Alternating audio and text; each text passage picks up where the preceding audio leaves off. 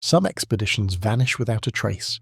Others return in pieces, wreckage scattered, journals half-written, survivors unable to speak of what happened.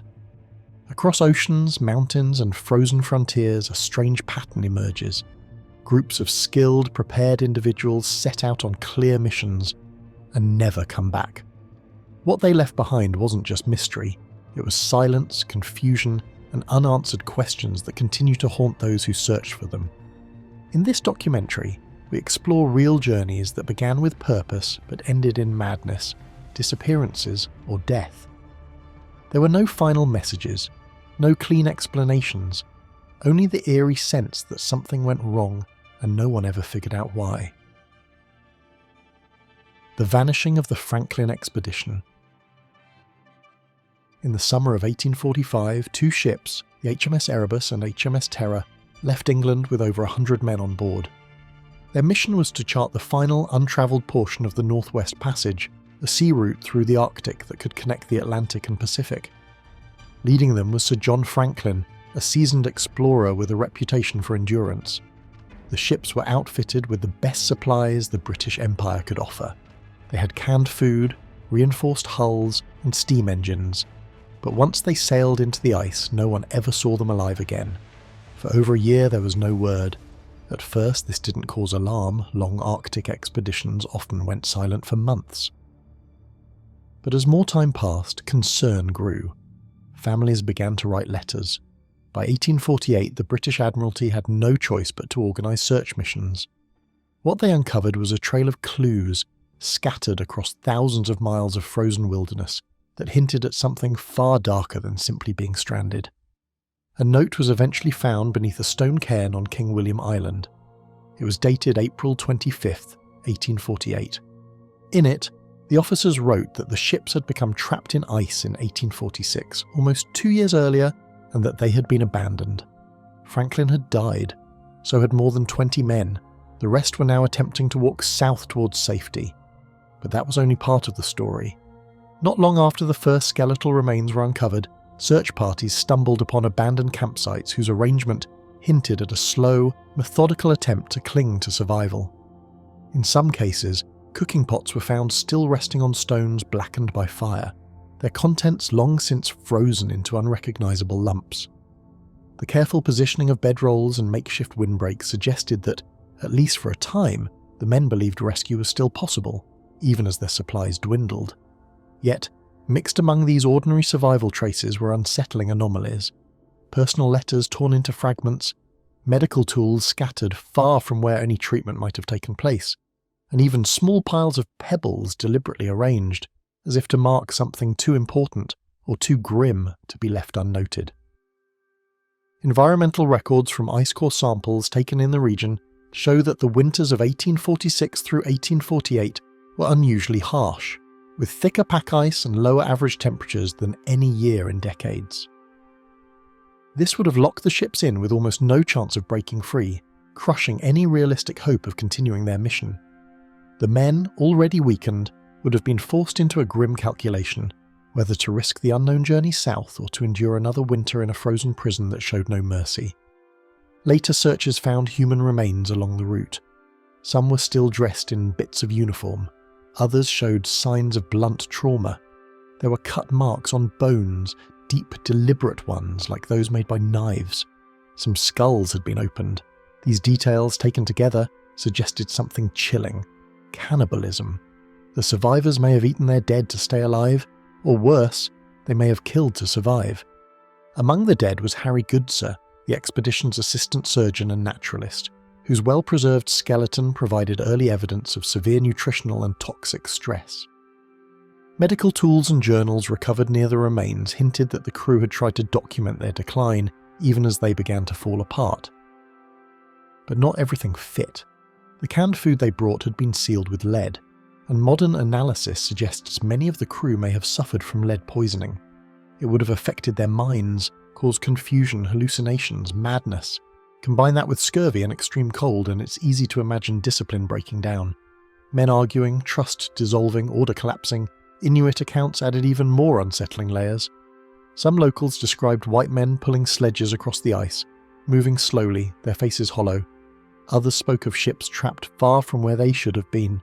One tale even told of a ship breaking free from the ice and sailing away under no one's control. These accounts were dismissed for years, but decades later, when the ships were finally found, more than 150 years after they disappeared, they were almost exactly where the Inuit had said. In 2014, a Canadian expedition discovered the wreck of the Erebus at the bottom of a shallow Arctic bay. 2 years later, the Terror was found as well, remarkably well preserved. Inside, drawers were still filled with artifacts. Plates remained on shelves. Boots sat next to the beds. It looked as if the men had simply vanished. Inside the ship's most private quarters lay details that deepened the enigma. Unfinished logbooks with calm final entries, neatly stowed clothing and unopened medicine bottles perfectly in place. One officer's cabin contained a locked chest that, when pried open, revealed nothing but a stack of neatly wrapped handkerchiefs, each one meticulously marked with initials, none matching the crew list. This eerie order, preserved for over a century, contrasted sharply with the chaos implied by the skeletal evidence found on land, as though two parallel realities had unfolded, one of sudden abandonment and another where life aboard continued quietly until the very last moment. Even with modern forensics, many questions remain. Why did the crew stay on the ships for so long after they were trapped? Why were the bodies of some men found dozens of miles from the known route? Why did they seem to split up? And why were some of them found carrying silverware even when starving? There's no single answer that explains everything. No final document, no survivor's account, just fragments, a letter, a bone, a rusted tin, pieces of a story that drift in and out of focus, depending on how you try to arrange them.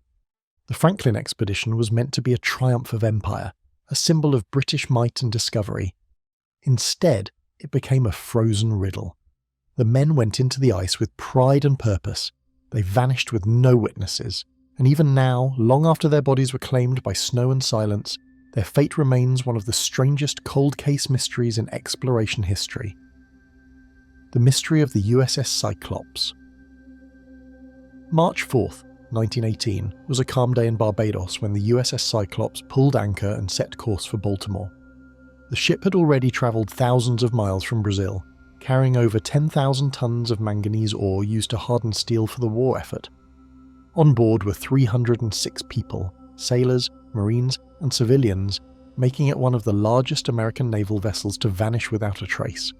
The sea was quiet, the skies clear, no distress signals were sent, and after that day the Cyclops was never heard from again. Rather than panic, the Navy first assumed a delay. Wartime disruptions were common, and the ship had made several stops during its voyage up the Atlantic. But as days turned to weeks and no ports reported sightings, concern hardened into something else. Multiple search efforts were launched along the expected route. Not a single piece of wreckage surfaced. Not a single body was recovered. The Atlantic, it seemed, had simply swallowed the ship whole. One of the more disturbing parts of the story is that the Cyclops wasn't just any transport ship. It was a Proteus-class collier, nearly 550 feet long and considered structurally sound. It had served in various missions across the world since 1910, including support operations in the Caribbean and along the East Coast. It wasn't without flaws, but its disappearance was baffling. No storms were reported, no enemy submarines were active in the area. It was as if the entire ship had evaporated. Long after the last hope of finding survivors had faded, fragments of testimony began to emerge from ports where the Cyclops had stopped prior to its disappearance. Dock workers in Rio de Janeiro recalled seeing the vessel riding unusually low in the water, far more than other colliers of its class, which led some to suspect the ore had been loaded unevenly. Naval engineers later noted that a subtle but persistent imbalance could, over a long voyage, strain the ship's internal framework to the point where even a moderate swell might trigger a catastrophic failure. Yet if such a disaster had occurred, the suddenness required to erase all trace without a single distress call remained deeply troubling. An examination of wartime records decades later revealed that the region where the Cyclops vanished was dotted with uncharted shoals and deep-sea trenches, some dropping abruptly for thousands of feet. In those depths, a vessel of that size could vanish entirely, its weight and steel hull carrying it straight into the darkness before debris had a chance to surface. This theory might explain the absence of wreckage, but it failed to account for the sheer improbability of such an accident happening in calm seas under the watch of an experienced crew. Captain George W. Worley, the man in charge of the Cyclops, has drawn more than a little suspicion. Described by some as erratic and by others as secretive, Worley had a history that raised eyebrows. He had previously served under a different name and wasn't well liked by his crew. Some survivors from earlier voyages said he'd often walk the decks in his underwear, carrying a cane and muttering to himself. Reports even surfaced that tension on board was running high before the ship disappeared, arguments, discipline issues, and low morale. But if the captain had snapped, how could that explain an entire ship going missing without warning? The idea of sabotage was also explored. Some speculated that a German sympathizer had boarded the ship or tampered with its hull, but no evidence ever surfaced. Others suggested the ore itself may have played a role. 10,000 tons of heavy cargo could have shifted suddenly in rough seas, causing a catastrophic list. But that doesn't explain why no one aboard tried to send an SOS. The ship had a working radio. It was equipped to call for help. And yet, nothing. Its disappearance became one of the earliest and most haunting cases tied to what would later be called the Bermuda Triangle. The area between Miami, Bermuda, and Puerto Rico already had a reputation for strange events, but the Cyclops became one of its central legends. Even the US Navy, which normally avoids superstition, has never fully explained what happened. It officially lists the loss as due to unknown causes. Decades later, two of the Cyclops' sister ships, the Proteus and the Nereus, would also vanish under similar conditions while carrying the same type of ore. Both were travelling in nearby waters. Both disappeared without sending distress signals. The eerie pattern only deepened the mystery, leaving many to wonder if the design of the ships had a fatal flaw, or if something stranger was at work in those waters. No final voyage logs have ever been recovered. No last messages, not even a floating life preserver. It's as if the Atlantic opened its mouth, took the ship in, and then sealed itself shut. Families were left with no answers, just silence and speculation. The Navy held inquiries. Committees reviewed every scrap of information. But over a century later, there is still nothing solid to hold on to. Archival letters from crew families uncovered another intriguing detail. A few men had mailed cryptic notes home from earlier ports, hinting at unrest on board. One sailor wrote that things are not as they seem, and urged his family to trust nothing you read if bad news came. Another mentioned orders that make no sense, suggesting that their course may have been altered before leaving Barbados. These hints, though impossible to verify, have fueled the idea that the Cyclops' last voyage may have included a destination or mission far from the one recorded in official logs, leaving open the unsettling possibility that its disappearance was not an accident at all, but the outcome of a plan designed to ensure it would never return. What makes the Cyclops case so unsettling isn't just the size of the ship or the number of lives lost. It's the lack of evidence, the absence of noise, the void where explanation should be. Hundreds of people vanished in peacetime, in good weather, in full daylight, and somehow no one knows why. The sea keeps its secrets well, but few of them are as heavy, as quiet, or as complete as this one. The Dyatlov Pass incident. When the rescue team reached the tent, they found it half collapsed and strangely cut open from the inside. It was still anchored in place on the slope of a remote Ural mountain known to locals as Dead Mountain. Inside, the hikers' belongings were undisturbed, boots lined up, journals neatly stacked, food supplies untouched. But the hikers were gone. What started as a routine recovery mission quickly spiraled into one of the most disturbing mysteries in modern history. The group had been made up of 9 experienced mountaineers from the Ural Polytechnic Institute. Their leader, Igor Dyatlov, was known for his discipline and planning. They had set out on January 23, 1959, hoping to earn their highest-level hiking certification by crossing the Ural Mountains in the middle of winter. Photos and diary entries recovered later show the group in good spirits just days before their disappearance. They were young, smart, and used to harsh conditions, but nothing in their training could have prepared them for what happened next. Days passed with no contact. When their return date came and went, families grew worried. A search party was launched in early February. The tent was found on February 26th, high on the slope of Cholatsiakl. From there, investigators followed a trail of frozen footprints leading down the slope. Prints that appeared to have been made by people walking barefoot or in socks. No sign of a struggle, no blood, just tracks fading into the snow. Not far from the tree line, 2 bodies were found beside the remains of a small fire. They were half naked, wearing only underwear. The branches above them were broken, suggesting someone had climbed the tree, possibly to look for the others. A few hundred meters away, 3 more hikers were discovered, frozen in poses that suggested they were trying to crawl back to the tent. Still, none of this explained why the group had fled in such a panic. The last 4 were found 2 months later, buried beneath several feet of snow in a small ravine. Their injuries were far worse. One had a crushed skull, another had broken ribs. One woman was missing her tongue and eyes, yet there were no external wounds, nothing to match the violence of the internal damage. Soviet pathologists at the time compared the force to that of a car crash. The explanation didn't fit the terrain, the weather, or the group's behaviour. It made no sense. When searchers examined the scene more closely, they found signs that didn't seem to belong in a natural disaster.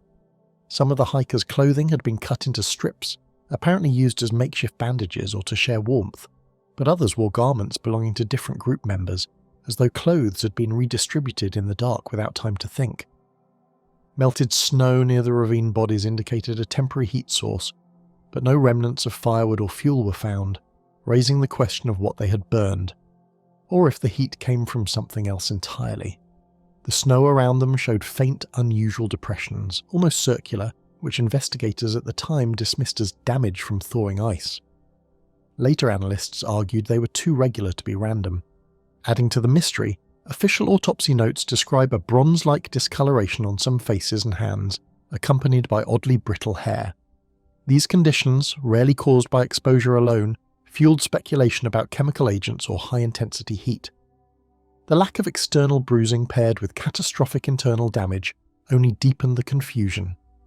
It was as if the bodies had been struck by immense force without ever being touched. Over the years, dozens of theories have been proposed.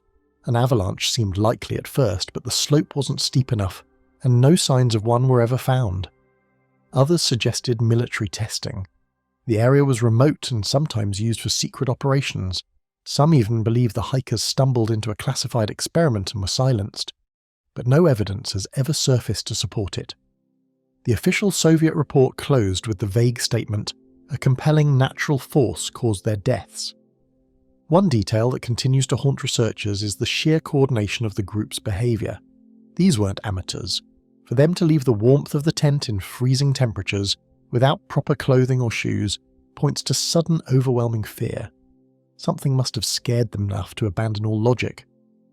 But what could terrify 9 seasoned hikers into running barefoot into the snow-covered darkness? Radiation was found on some of the hikers' clothing, adding to the confusion. So did the strange orange tint on some of the body's skin and the grey hair of one member, who was only in his 20s. Photographs taken on their final days show blurry lights in the sky, fueling speculation about secret aircraft, or something even stranger. But with most of the case files sealed or lost for decades, it's hard to tell where the facts end and the legends begin. Following years of speculation and conspiracy theories, the case was reopened in 2019 by Russian officials, who concluded, once more, that a small slab avalanche was likely responsible.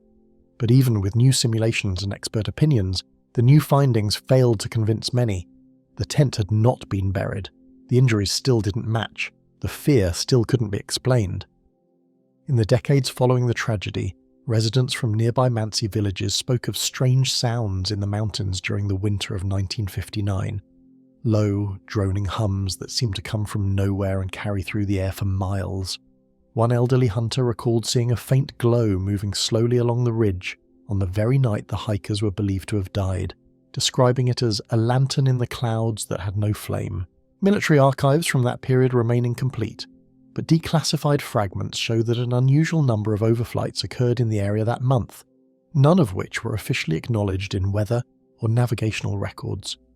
Whether these were routine operations or something far stranger is still unknown, but for many they add one more shadow to a night already filled with unanswered questions. The Dyatlov Pass incident remains one of the most unsettling unsolved events of the 20th century. No answers have ever truly satisfied the questions left behind in the snow. Something happened on that mountain, something that caused 9 rational, well-trained people to run into the freezing night and die in confusion, pain, and silence. Whatever it was, it has never been found. The Lost Expedition of Percy Fawcett. Not long after disappearing into the Amazon, Colonel Percy Fawcett became a ghost whose name was whispered around campfires and scratched into jungle maps. He had gone in search of a lost city he called Z, a place he believed held ruins older than anything found in South America. With him were his 21-year-old son Jack and Jack's friend Raleigh Rimmel. The trio left the Brazilian town of Cuiabá in April 1925 and were last seen near the edge of the jungle weeks later, calm and confident. After that, nothing. Fawcett was no fool. He was a decorated British officer, a seasoned explorer, and one of the few men who could navigate the jungle without losing his mind. Earlier expeditions had made him a legend. He claimed to have seen strange animals, deadly tribes, and ancient carvings deep in the forest. But this journey felt different. He had planned it carefully, avoided large groups, and even left instructions that if he vanished, no rescue attempts should be made. He seemed to know the danger he was walking into. The route he took led him into the Mato Grosso, a region so vast and untouched that even now, parts of it remain unexplored. Early letters sent during the trip showed optimism. Fawcett wrote of good weather and steady progress. But after June 1925, the messages stopped. Months passed, then years, and still no sign. The jungle gave nothing back. Rather than bringing closure, the search turned into its own mystery. In the decades after, over 100 people died looking for him. Some simply vanished. Others returned barely alive, raving about hostile tribes, deadly insects, and sickness that crawled under the skin. Pieces of rumours began to surface. Some said Fawcett had been killed by a local tribe. Others believed he had gone mad and chosen to disappear, building a new life deep in the forest. A few even claimed he had found Z and was guarding its secrets. One story came from a tribesman who said his people had killed 3 white men long ago. Another came from a missionary who believed Fawcett had been captured and kept as a prisoner for years. None of the stories ever lined up. Bones were found, then ruled out. Campsites were discovered, but none could be proven to be his, and so the mystery only deepened. In the years following his disappearance, fragments of second-hand accounts drifted into newspapers and letters, each carrying its own shadow of truth and fabrication. One Brazilian rubber trader claimed to have heard distant drumming in an uncharted valley and seen 3 pale-skinned figures being led by warriors decorated in jaguar pelts, an image so vivid it captured the public's imagination, even as skeptics dismissed it as a tale for profit. Other reports told of carved stone pillars hidden in vine-choked clearings, bearing geometric designs unlike anything known from nearby tribes. These glimpses, unreliable as they were, fed the belief that Fawcett had crossed into a part of the forest where time itself seemed to warp, sealing outsiders inside. The physical reality of the terrain only deepens the plausibility of such vanishing. The Mato Grosso swallows evidence with terrifying efficiency. Wood rots within weeks. Bones dissolve in the acidic soil, and the ceaseless churn of vegetation can erase an entire campsite in a single rainy season. Rivers shift their courses without warning, cutting new channels that strand travellers in hostile, waterlogged plains. For anyone injured or ill, the jungle's beauty becomes a trap from which there is no return. And in that world, silence is as fatal as the spear or the fever. Strangely, Fawcett wasn't reckless, as he planned every detail of the journey, which only deepens the mystery of what went wrong. He avoided travelling during the rainy season, kept his party small to avoid attracting attention, and carried letters of introduction to several tribes. He even brought gifts, mirrors, beads, and fishing hooks to trade with locals. But perhaps the most telling detail is that he refused to carry firearms, believing violence would doom the mission. In such an unforgiving environment, it was a dangerous choice. Years later, some of Fawcett's notebooks turned up in Brazil, sold quietly by someone who claimed to have found them near an abandoned camp. They mentioned no disasters, no threats, only the slow, steady movement through the jungle. One cryptic line stood out: "You need have no fear of failure." It sounded like confidence or denial. The city of Z that Fawcett dreamed of may not have been fantasy. In recent years, archaeologists have uncovered traces of massive, ancient settlements buried beneath the Amazon canopy. Networks of roads, moats and plazas once thought impossible for early Amazonian people now appear to have existed. Fawcett may have been wrong about the exact location, but right that something extraordinary had once lived in the green silence. Modern expeditions retracing Fawcett's possible route have uncovered curious alignments between his notes and undiscovered archaeological sites. Earthen mounds shaped like massive geometric figures, visible only from the air, and long-forgotten causeways stretching between river systems. Some explorers who ventured deep into these areas returned with stories of uncontacted tribes who spoke of a white-bearded man arriving generations ago offering strange gifts before vanishing into the interior. None of these accounts has been verified, but their persistence suggests that somewhere, buried beneath the canopy and the decades, the final chapter of Fawcett's journey may still lie waiting, untouched by the outside world and perhaps better left that way. Despite all this, his fate remains unknown. There is no confirmed grave, no final letter, no proof of success or failure, just a line in history that ends in thick foliage, where maps fade and rivers curve away from memory. Today, the story of Percy Fawcett is remembered not just for its mystery, but for how it represents the fine line between bravery and obsession. He walked into a place where the rules of the outside world no longer mattered. He believed in something so deeply that he was willing to vanish for it, and he did. Whatever happened in the forest, whether it was betrayal, accident, or discovery followed by silence, the jungle never gave back its secret. And maybe that's why the story still lingers. Because somewhere beyond the last known camp, beyond the bend of the Rio Xingu, a question remains suspended in the trees. What did Percy Fawcett find, and why did he never come back? The disappearance of George Mallory. High on Everest's unforgiving north face, a body was found lying face down in the scree, arms outstretched, fingers frozen into the slope. The clothing was wool from another time. There was a rope around the waist, torn clean, and a name stitched into a weather-worn label, George Mallory. He had disappeared in 1924, climbing toward a summit no one had reached, vanishing into cloud and speculation for 75 years. Long before Everest became a guided climb, it was a mythic wall of ice and wind. Mallory and his partner, Andrew Irvine, had set off from their final camp at around 26,800 feet, with little more than hobnailed boots and rudimentary oxygen tanks. The date was June 8th. The last man to see them alive, climber Noel Odell, watched as two figures moved steadily upward through the mist toward a ridge just below the summit. Then the clouds closed in. Mallory and Irvine were never seen again. As the years slipped by, the unanswered fate of the 1924 expedition evolved beyond a mountaineering loss. It became a spectral tale, passed from campfire to campfire and echoed through climbing circles across the globe. Survivors from earlier climbs recalled the way Mallory had studied maps late into the night, tracing ridgelines with his finger as if committing every slope to memory. His own letters from the expedition spoke not of fear, but of an almost magnetic pull toward the summit, as if he believed the mountain itself demanded an answer from him. Those who knew him said he had a restlessness that would not allow him to turn back once committed. Mallory was not simply an ambitious adventurer. He was already known for bold attempts on Everest during earlier expeditions. He'd earned admiration for his skill, but also criticism for his risks. Yet this time the stakes were different. He had told friends he intended to leave a photo of his wife Ruth on the summit. He carried no radio, no means to call for help. Either they would return triumphant, or they would not return at all. Search teams combed the mountain after their disappearance, but found nothing. For decades the mountain held its silence.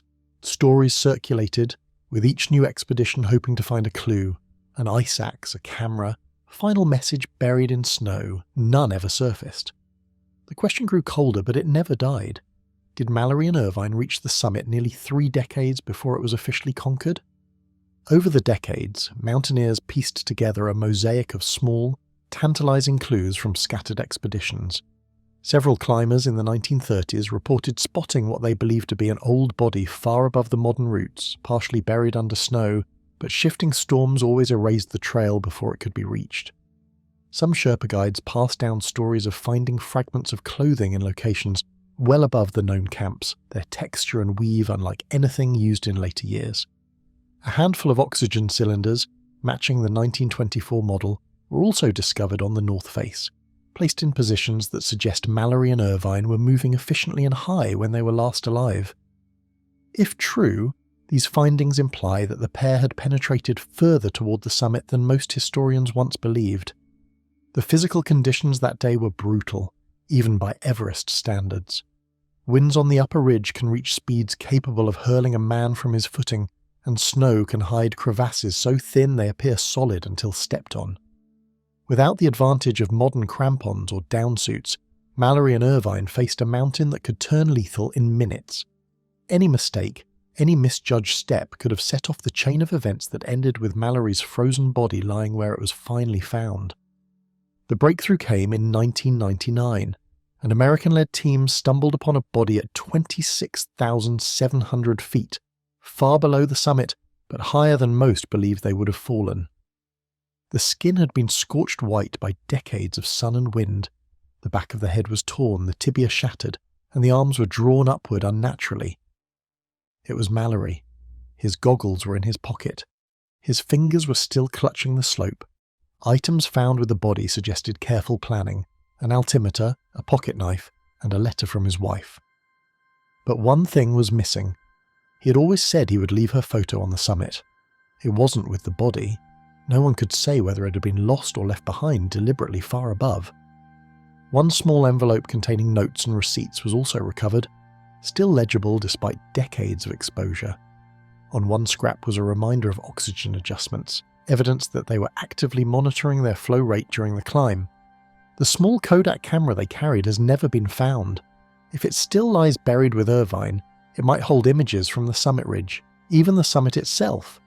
The film would be degraded, but possibly recoverable. Modern teams have searched for Irvine's body ever since, using drone surveys, ground-penetrating radar, and photographs of unidentified shapes in the snow. All attempts have failed. There is also the matter of the fall. Analysis of the body suggests Mallory fell while still roped to Irvine. The location, the injuries, and the broken rope indicate a rapid descent cut short by an abrupt stop. Whether they were on their way up or down has never been determined. Mallory's position suggests he was descending, perhaps trying to control a fall or already too late to stop it.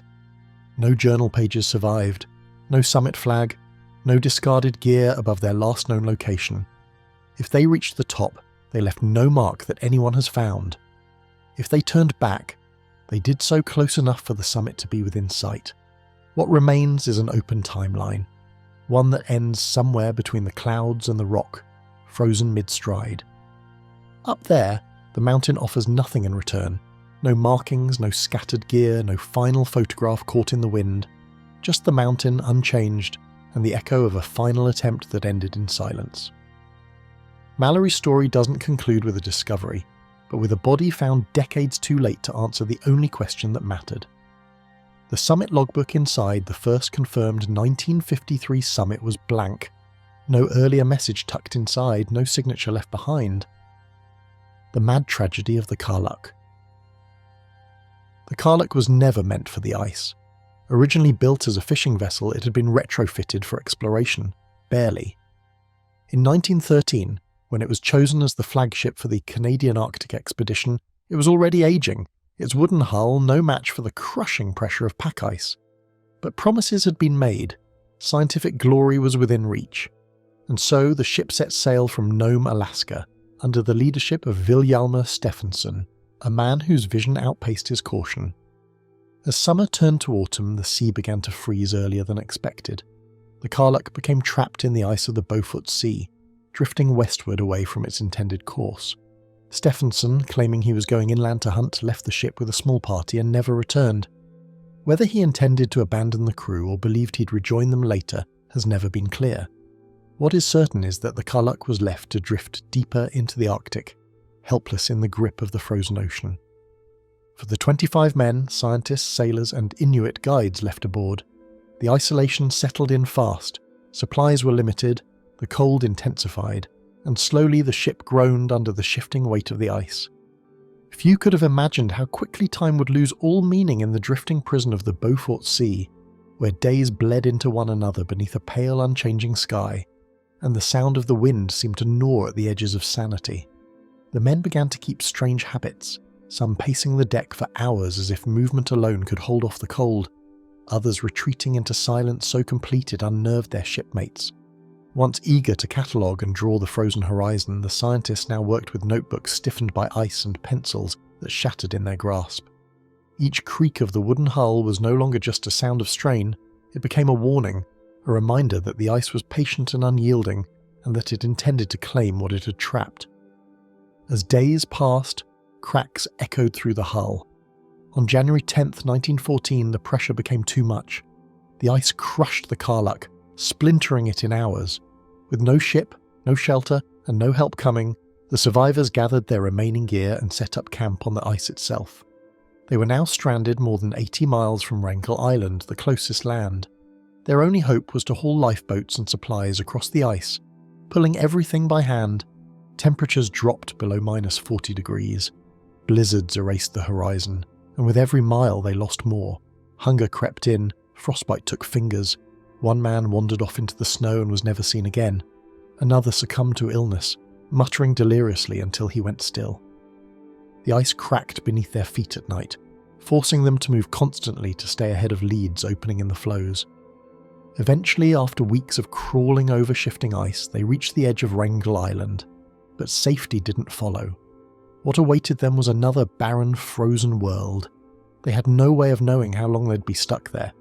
And as time dragged on, tempers frayed. Hunger turned men against each other. Rumours of theft and sabotage spread. The sense of unity that once held the group together began to fracture under the weight of exhaustion and fear. As the weeks dragged on, the island's frozen silence seemed to grow heavier, pressing into the minds of those stranded there. At night, some swore they heard voices in the wind, distant, half-formed words carried from nowhere, fading as quickly as they came. Others claimed to glimpse shapes moving beyond the reach of the firelight, figures that vanished when approached, leaving only disturbed snow in their wake.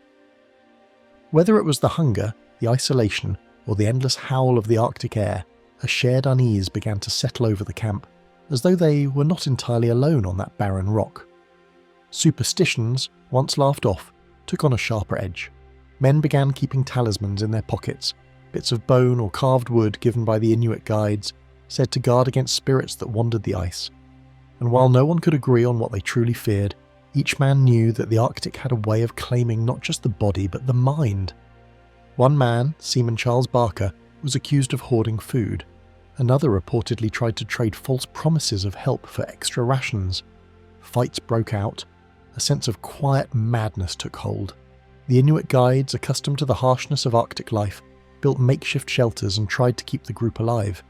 Their skills became the only real line between survival and death. Without them, more would have died. Captain Robert Bartlett, determined to save what was left of his crew, eventually made a bold decision. Alongside an Inuit hunter named Kataktovik, he set off on foot and sled for Siberia to find help. The journey took months. They crossed hundreds of miles of ice and uncharted territory, travelling through the Chukchi Peninsula and facing near starvation themselves. But Bartlett succeeded. He reached civilization and arranged a rescue. By the time help arrived at Wrangel Island in September 1914, nearly a year had passed since the Karluk had been crushed. Of the original 25 on board, only 14 survived. The rest had died from exposure, hunger and despair. Some simply vanished into the snow, their final moments unknown. Diaries recovered later spoke of strange dreams, hallucinations, and the constant sound of cracking ice, like the earth itself was breathing beneath them. Even now, the Karluk story is often overshadowed by more famous polar disasters. But few matched its slow, creeping collapse, where leadership faltered, judgment eroded, and survival came not from planning, but from sheer, bitter endurance. There was no storm, no great catastrophe, just a ship too weak, a plan too bold, and a group of men pulled into a place that doesn't forgive mistakes. What began as a mission of science ended in silence, scattered across frozen land and lost beneath black ice. And while the Arctic has long since sealed its surface, the shadows of that winter remain suspended in the cold, waiting just beneath the frost.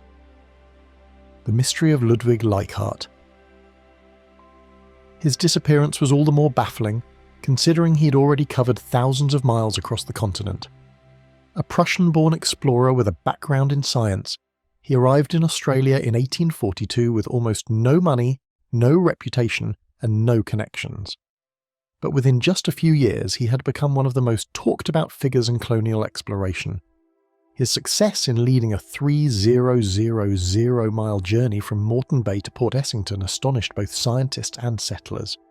It made him a national hero and gave him the confidence to attempt something far more dangerous.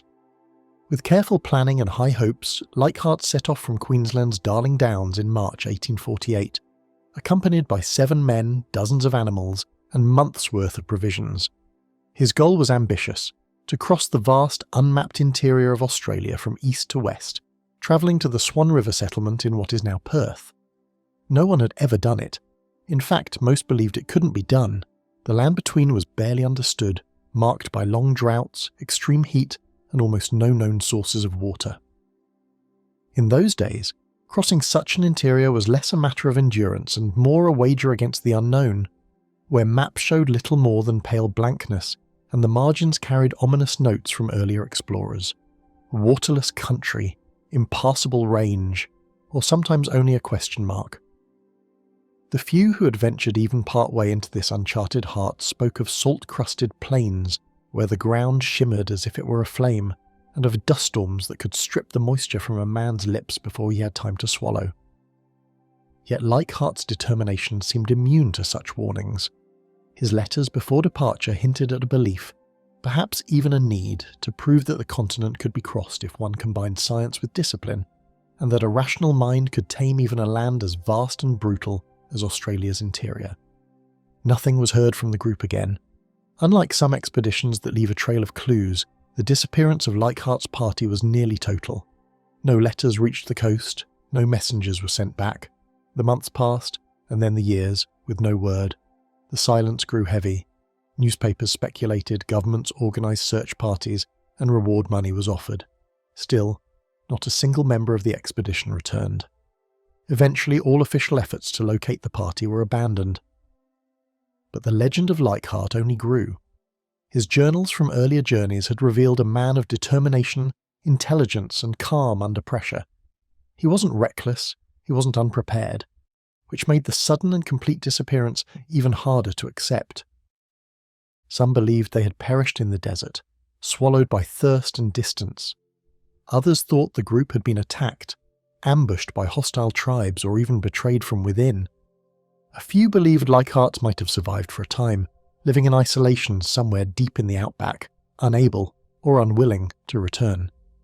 The theories multiplied over decades, but none could be proven. Fragments did begin to surface, though always far too late. In 1874, nearly 30 years after the disappearance, a brass plate was found nailed to a tree near the Sturt Creek area, thousands of kilometres from where Leichhardt had last been seen. It was inscribed with his name and the year 1848. Skeptics called it a hoax, but the evidence was enough to renew interest. Later, Aboriginal accounts surfaced, passed down through oral tradition, describing a group of white men travelling through remote regions around the same time, then disappearing one by one. These accounts often came wrapped in the cadence of campfire storytelling, where each retelling blurred the edges of truth and memory. Some described the strangers as weary but resolute, their clothing tattered, their boots patched with whatever scraps they could find. Others spoke of men so gaunt their shadows looked thicker than their bodies, pressing on through a country where even the birds refused to fly. In some versions, the group dwindled not through violence but through slow surrender. One man left behind at a waterhole that had long since dried, another too weak to rise after the morning frost. And in at least one telling, the last survivor walked alone under a moonlit sky, heading toward a range that the locals called a place of no return. Whether these were fragments of real memory or stories woven from the absence of answers, they carried the same uneasy weight, a sense that the land itself had watched them go and simply decided not to give them back. In the 20th century, more artifacts emerged, a marked firearm, bits of equipment, and iron tent pegs, all found in locations so remote they raised more questions than answers.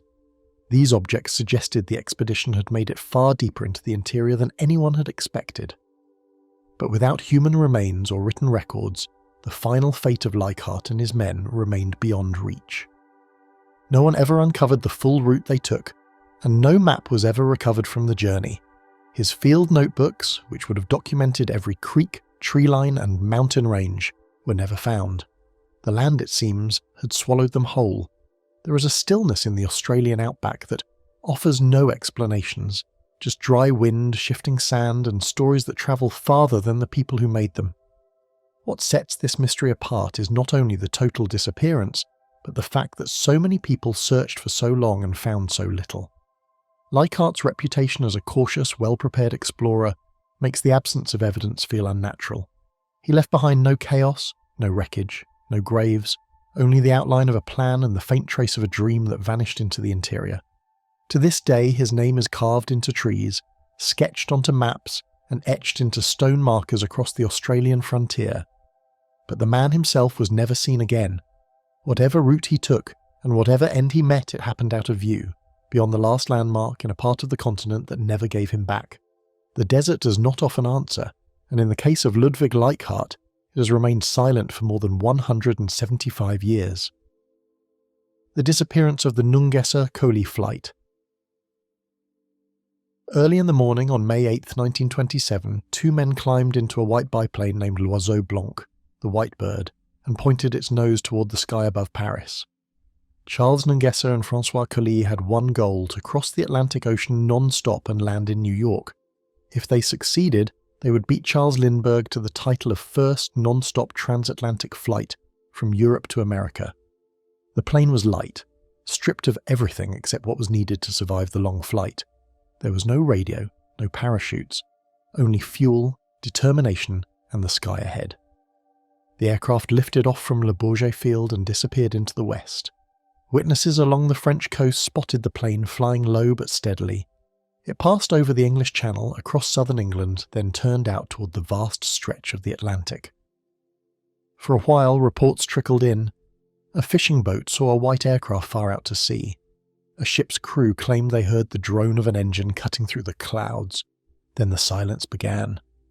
For those following the flight's progress, that silence would have been almost physical, a hollow where the sound of the engine should have been. In 1927, the ocean was still a vast, indifferent expanse. No satellites, no radar sweeps, no transponders to mark a plane's last location. If you vanished out there, you didn't just disappear, you were erased from the record entirely. Ships passing through might look up at an empty sky, never knowing that somewhere above the clouds or below the waves, two men's lives were balanced on the edge of endurance. For Nungesser and Collie, that danger was only heightened by the very design of their aircraft. L'Oiseau Blanc's floats made her seaworthy in theory, but they also dragged against headwinds, slowing her progress, consuming fuel at a rate no one could precisely measure once she left land behind. Somewhere in that boundless blue, a moment must have come when they knew the balance had tipped, when the math no longer worked, and the question was no longer if they would make it, but where they would fall. Nothing more was heard, and no crash was reported. No wreckage was even recovered, and no flares lit up the horizon. Nungesser and Collie had vanished completely, somewhere between the coast of Ireland and the shores of North America. And because they had no radio, there would be no final message, no plea for help. The only thing left behind was a question that's never been answered. How far did they actually get? Rumours and theories swirled for decades, each one trying to fill in the silence left behind. Some believed they had run out of fuel and crashed into the sea. Others suggested they may have made it to the American coast, only to go down in fog or forest. A few early reports in New England claimed to have heard a low-flying plane over Maine around the time L'Oiseau Blanc would have arrived. One man near Machias claimed to have heard an explosion in the woods, followed by silence. But no crash site was ever found. What deepened the mystery was the complete lack of debris. Planes that crash into the ocean often leave behind something: floating fuel tanks, torn fabric, splintered wood. Yet L'Oiseau Blanc, with its 3,800 miles of range and distinctive design, vanished without a trace. Even Lindbergh, who completed his own solo transatlantic flight just 2 weeks later, acknowledged their courage. In many ways, they had attempted the harder crossing, flying into prevailing headwinds, carrying no modern instruments, in a heavier twin-float aircraft. Over time, amateur investigators began to piece together alternative theories. Some focused on Newfoundland, where locals claimed to have seen a white aircraft circle above the trees before disappearing inland. In the 1980s, an American group led several expeditions into the forests of Maine and Canada, looking for signs of an old crash. Metal fragments were found, but none could be definitively linked to the plane. One rusted engine mount looked promising until it was traced to a logging plane lost decades later. The lack of conclusive evidence allowed the legend to grow. It also made the search for truth strangely personal. For decades, locals in Maine and Newfoundland passed on fragments of memory, as if each might be the missing puzzle piece. A strange engine's buzz over a quiet harbour, an unfamiliar wing shape glinting against the clouds, a sound like tearing canvas deep in the forest. For some, the white bird became less an aircraft than a ghost, something glimpsed briefly in the corner of the eye before vanishing again into fog. The searchers who pushed into those northern woods often spoke of an uncanny stillness, as if the landscape itself were reluctant to give up what it knew. Even the metal fragments that turned out to be from other planes seemed to carry a hint of the story they were chasing. In a place where snow can bury a crash site for decades, and trees grow over wreckage until it becomes part of the soil, it was easy to believe that the white bird might still be there, its frame rusting quietly, its final moments locked away beneath layers of moss and time.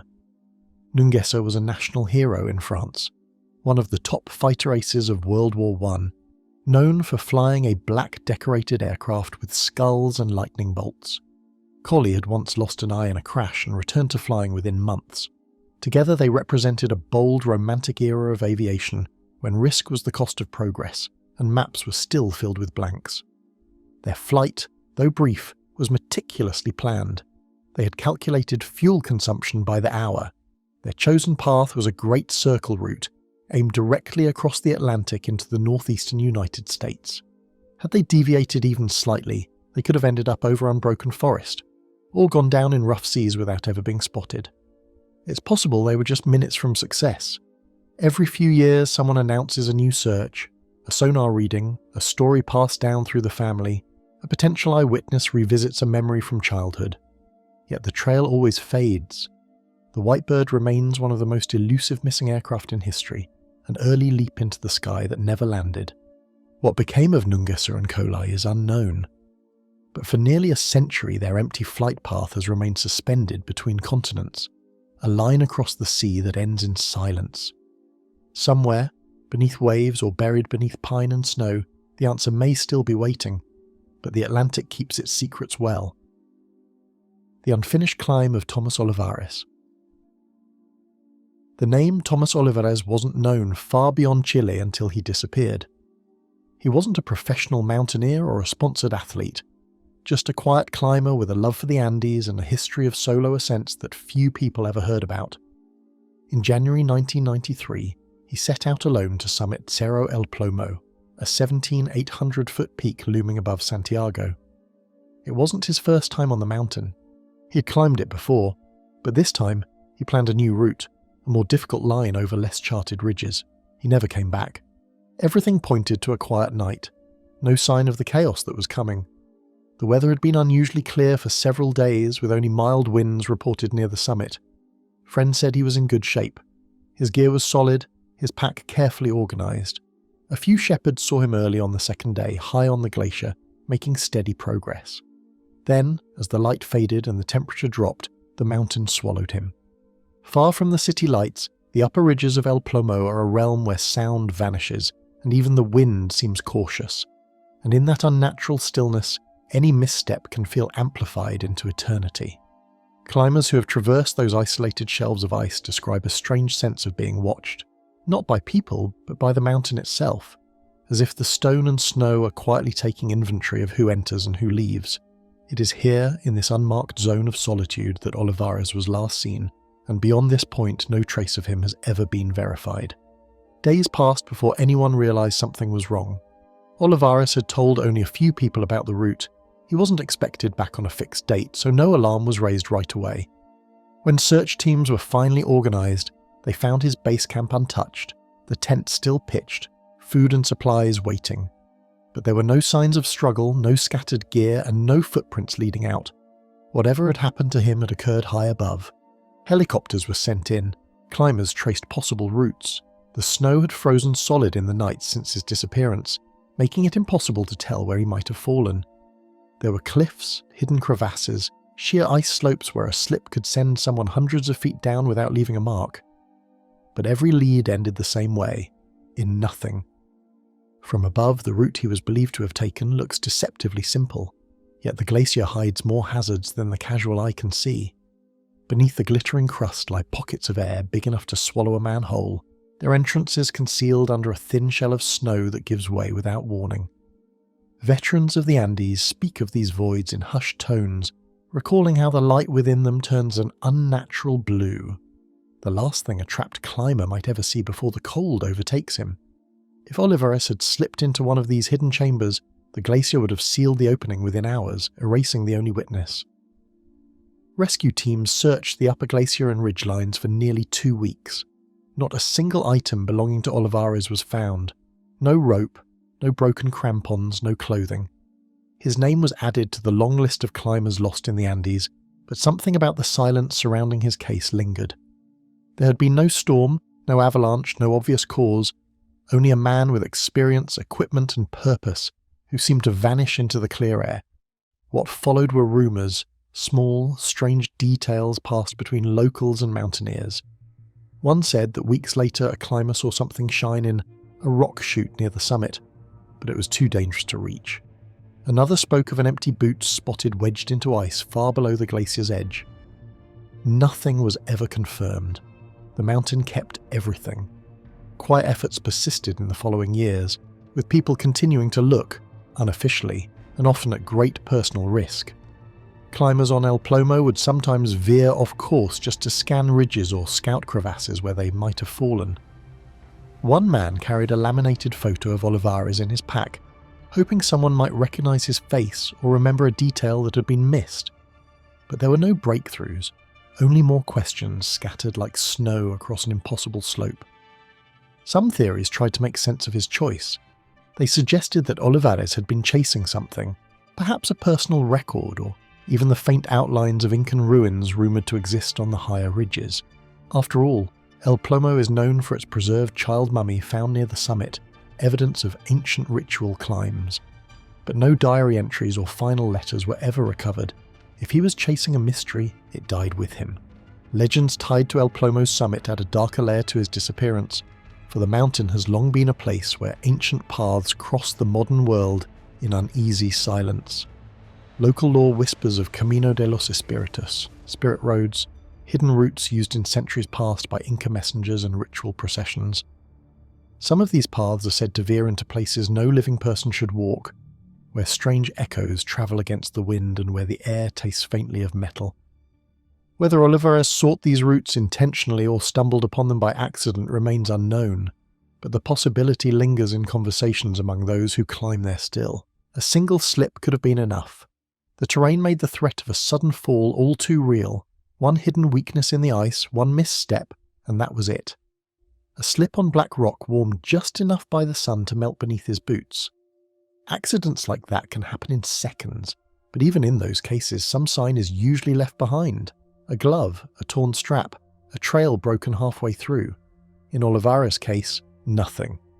On rare warm days, some climbers report a low groaning sound, as if the glacier itself remembers. The ice groans, hollow and deep, like something moving below the surface. Some wonder if his body is buried there, perfectly preserved in the frozen dark, drifting inch by inch down the slope with the slow crawl of time. No official memorial marks the place where he vanished. There is only the wind, the snow, and the quiet face of the mountain he never finished climbing. Thomas Olivares is still up there somewhere, unfound, unreturned, and unexplained. The fatal dive of the Aegean explorer. In the summer of 1991, a small research vessel named the Aegean Explorer left the port of Piraeus, Greece, and quietly disappeared into the deep. It had been outfitted for a specialised mission, a dive team searching for sunken ruins off the coast of Antikythera, where ancient wrecks had been found before. The team was small, 3 divers, a captain, and 1 marine archaeologist. They had permits, equipment, and weeks of preparation behind them. According to their last radio transmission, they expected to return to port in 3 days. By all accounts, the first part of the mission went according to plan. The vessel anchored near a steep underwater shelf known for strong currents and poor visibility. Using a combination of sonar and dive reels, the team mapped several promising sites during this initial descent. One diver later recorded in the logbook that they had seen outlines of worked stone nearly 150 feet below the surface, suggesting structures, not shipwrecks. Divers who know the Antikythera shelf often speak of the unsettling quiet that settles in once you pass below the first thermocline.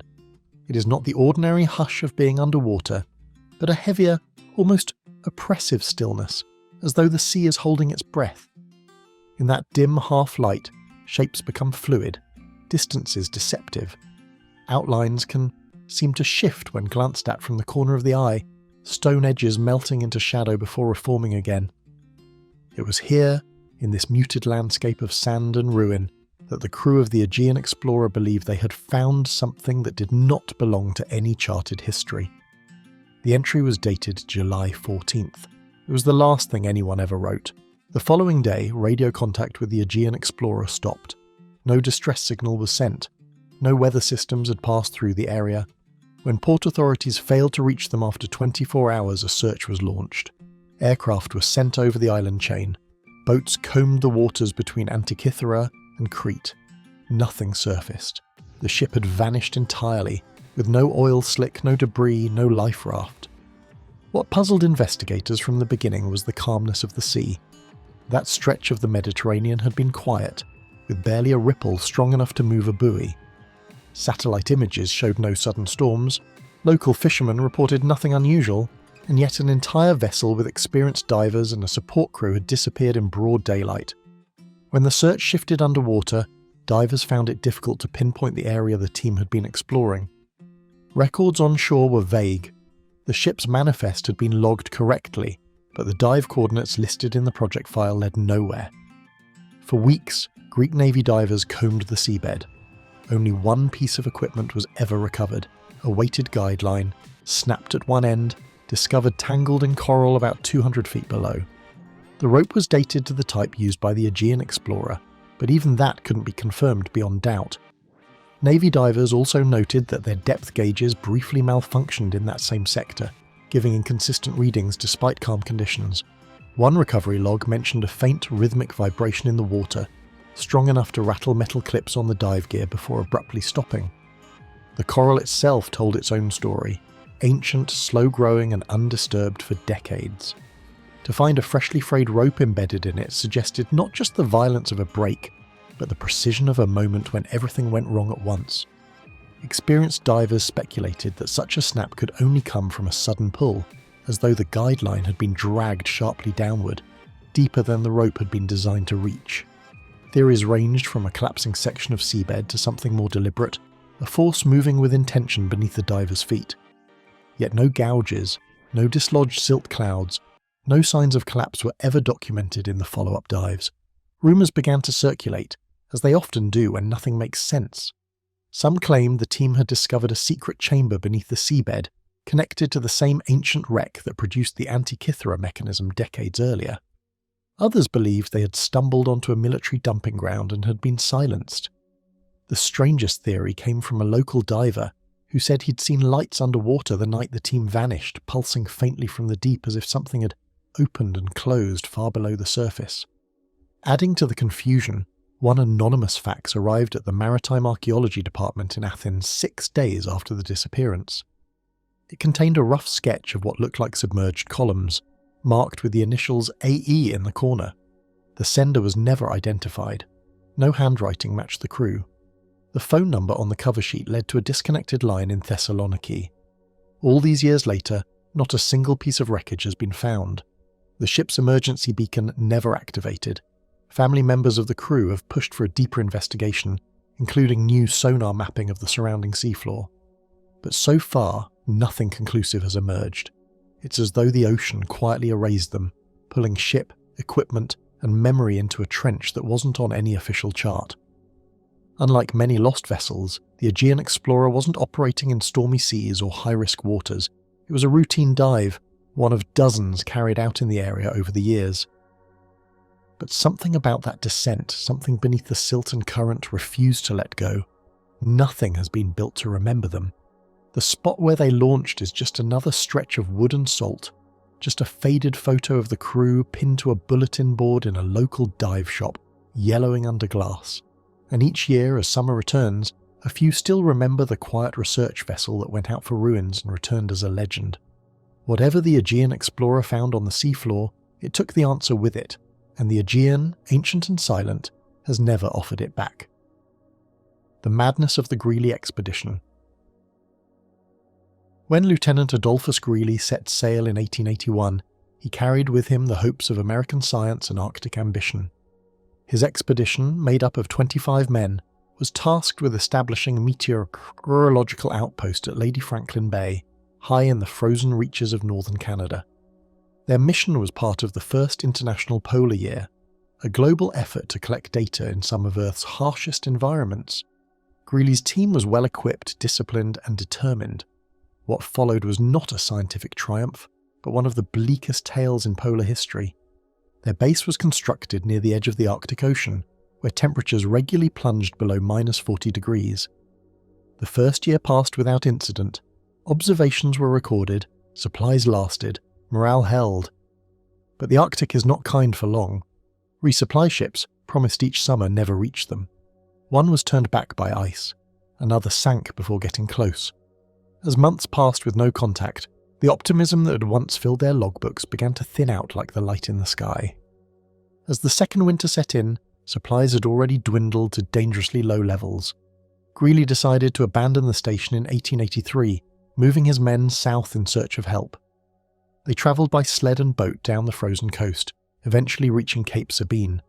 There, with no fuel, little food, and no shelter beyond makeshift tents, they waited, day after day, then week after week, for rescue that never came.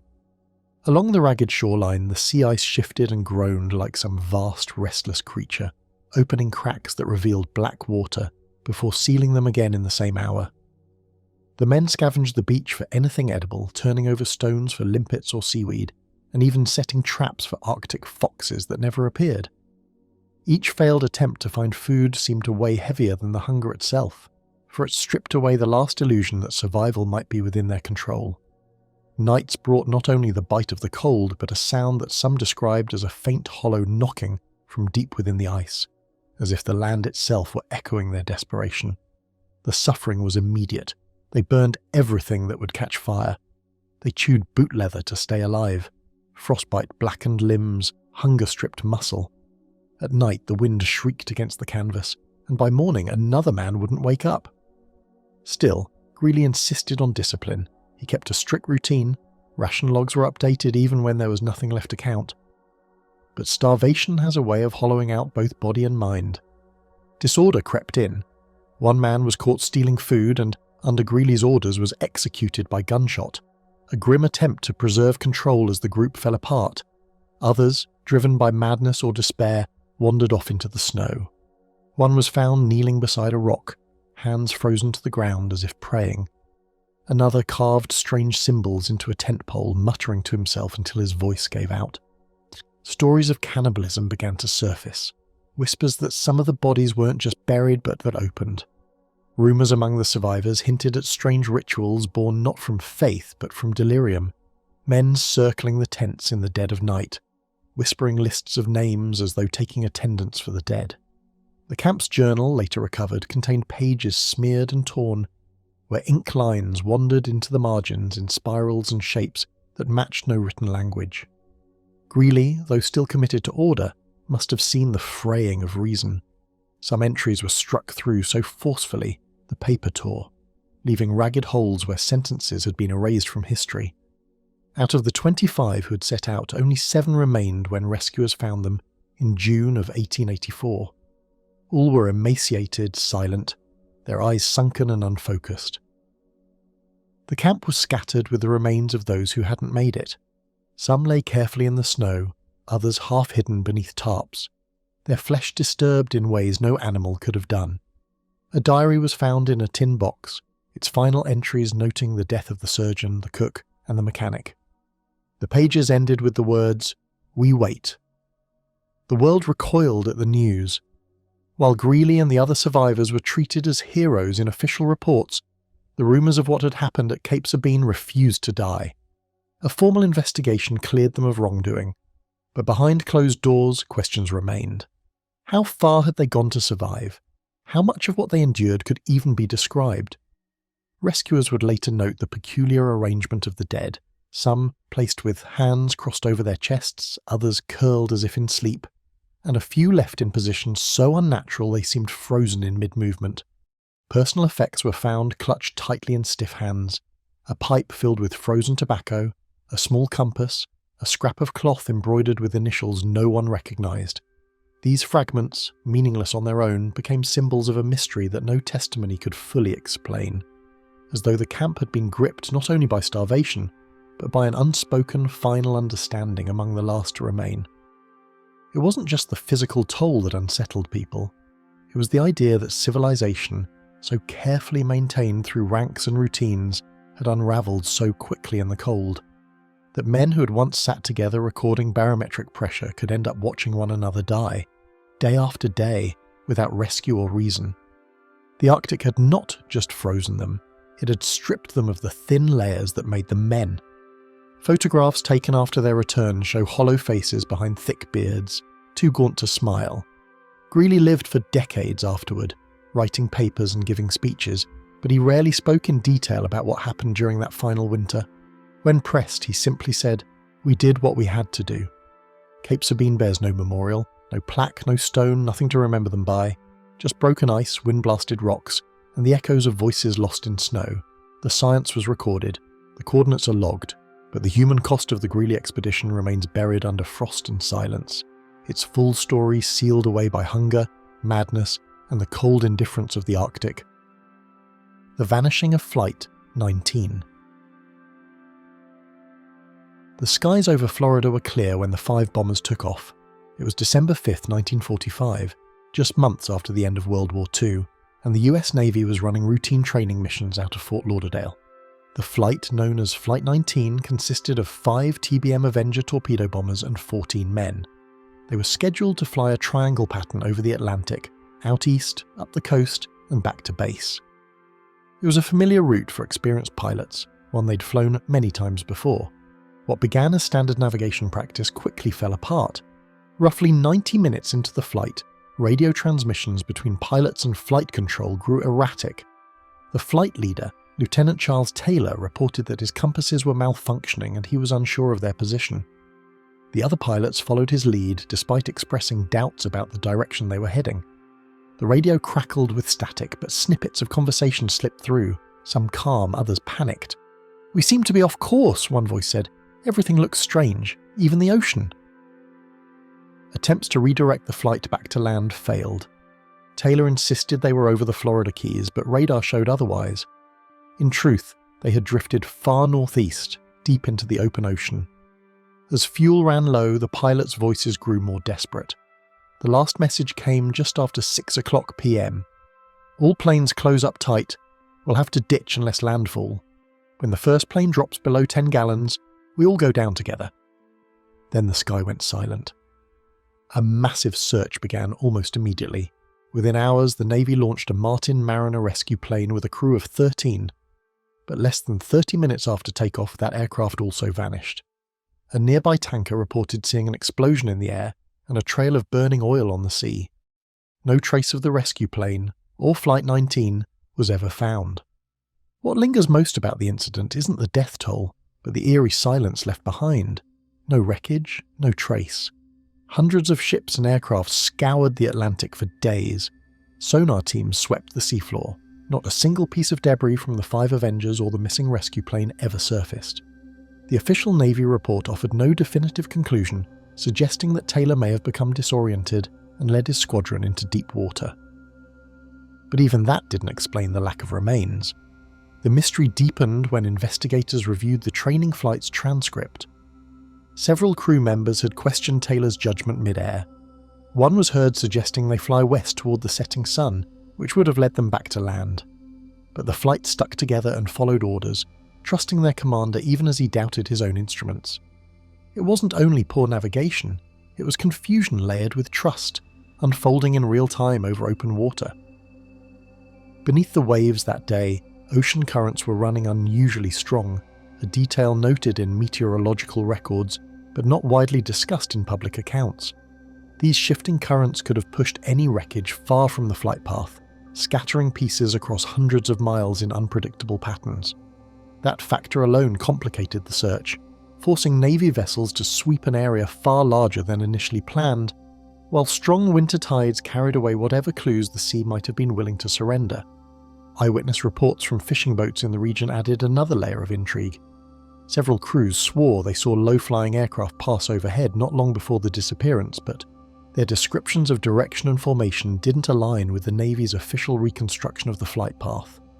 Some even claimed the planes were flying unusually close together, as if trying to maintain visual contact in worsening visibility, though weather reports for that specific zone suggested skies were still relatively clear. Archival search and rescue logs mention a troubling anomaly involving radio beacons. Standard protocol at the time required that rescue planes and ships home in on distress signals sent by downed aircraft, yet not a single signal was ever picked up from Flight 19. This absence puzzled investigators, because even if the planes had ditched into the ocean intact, their emergency transmitters should have continued broadcasting for several hours before water damage silenced them. Technical assessments conducted years later explored another possibility, that the Avenger's carburetor heaters had malfunctioned, causing gradual engine failure in cold, high-altitude air. It was a theory never fully proven, but one that could explain the squadron's steady loss of altitude in the final minutes without an immediate catastrophic event. If this were the case, the end would have been slow, inevitable, and tragically silent. Conspiracy theories quickly took root. Some pointed to the so-called Bermuda Triangle, that stretch of ocean known for unexplained disappearances. Others claimed secret military tests had interfered with navigation equipment. A few even suggested the planes had crossed into another dimension. None of these ideas were ever proven. What remained was an uncomfortable reality. 6 aircraft, 27 men, and 0 answers. Decades passed, and bits of wreckage from other planes were sometimes recovered in the area. Each time, hopes rose that Flight 19 had finally been found, but serial numbers never matched. Even deep-sea scans of suspected crash sites yielded nothing definitive. The ocean, as always, kept its secrets. The official Navy conclusion was revised years later to state that the planes were lost at sea for unknown reasons. It was the most honest assessment they could give. Technology has advanced, and yet no clearer picture of what happened that day has emerged. Some believe the planes ran out of fuel and went down in bad weather. Others hold fast to more unearthly explanations. The facts, however, are simple. 5 planes took off, and none returned. In Fort Lauderdale today, a memorial stands bearing the names of those lost with Flight 19. The inscription reads, "They vanished over the Atlantic. The sea kept its secret." And still, when pilots fly over that patch of ocean, they often glance at their instruments just a little more carefully. There's something about that stretch of sky and sea that refuses to give anything back. The final descent of Steve Fossett. Steve Fossett wasn't a man who vanished easily. By 2007, he was known across the world for breaking aviation and endurance records that most people wouldn't even dare to attempt. He'd flown solo around the globe in a hot air balloon, piloted gliders to altitudes higher than commercial jets, and driven race cars across salt flats. He was a millionaire, an adventurer, and a pilot with over 100 world records to his name. So when he took off on a short solo flight over the Nevada desert on September 3rd, no one expected it would be the last time anyone saw him alive. The flight wasn't meant to be dangerous. Fossett had borrowed a small single-engine Balanca Super Decathlon from a friend, planning to scout for dry lake beds that could serve as future testing grounds for a land speed project. He didn't file a flight plan, something not required for clear weather daytime flying, and told no one the exact route he intended to take. With skies clear and visibility high, he lifted off from a private airstrip near Yerington, Nevada, and disappeared into the empty air. When he failed to return that evening, the search began.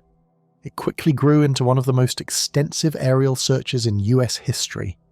Dozens of aircraft combed hundreds of square miles. Satellite imaging companies were called in. Even Google Earth users around the world joined in, poring over map data for signs of a crash site. But despite thousands of hours of flight time and massive resources, there was nothing. No wreckage, no signal, no trail. The scale of the disappearance baffled both experts and the public. Fawcett had an emergency beacon, but no distress call was ever received. The terrain he flew over was rough but not impenetrable. High desert, rocky ridges and isolated valleys, but nothing that should have swallowed a plane without leaving clues.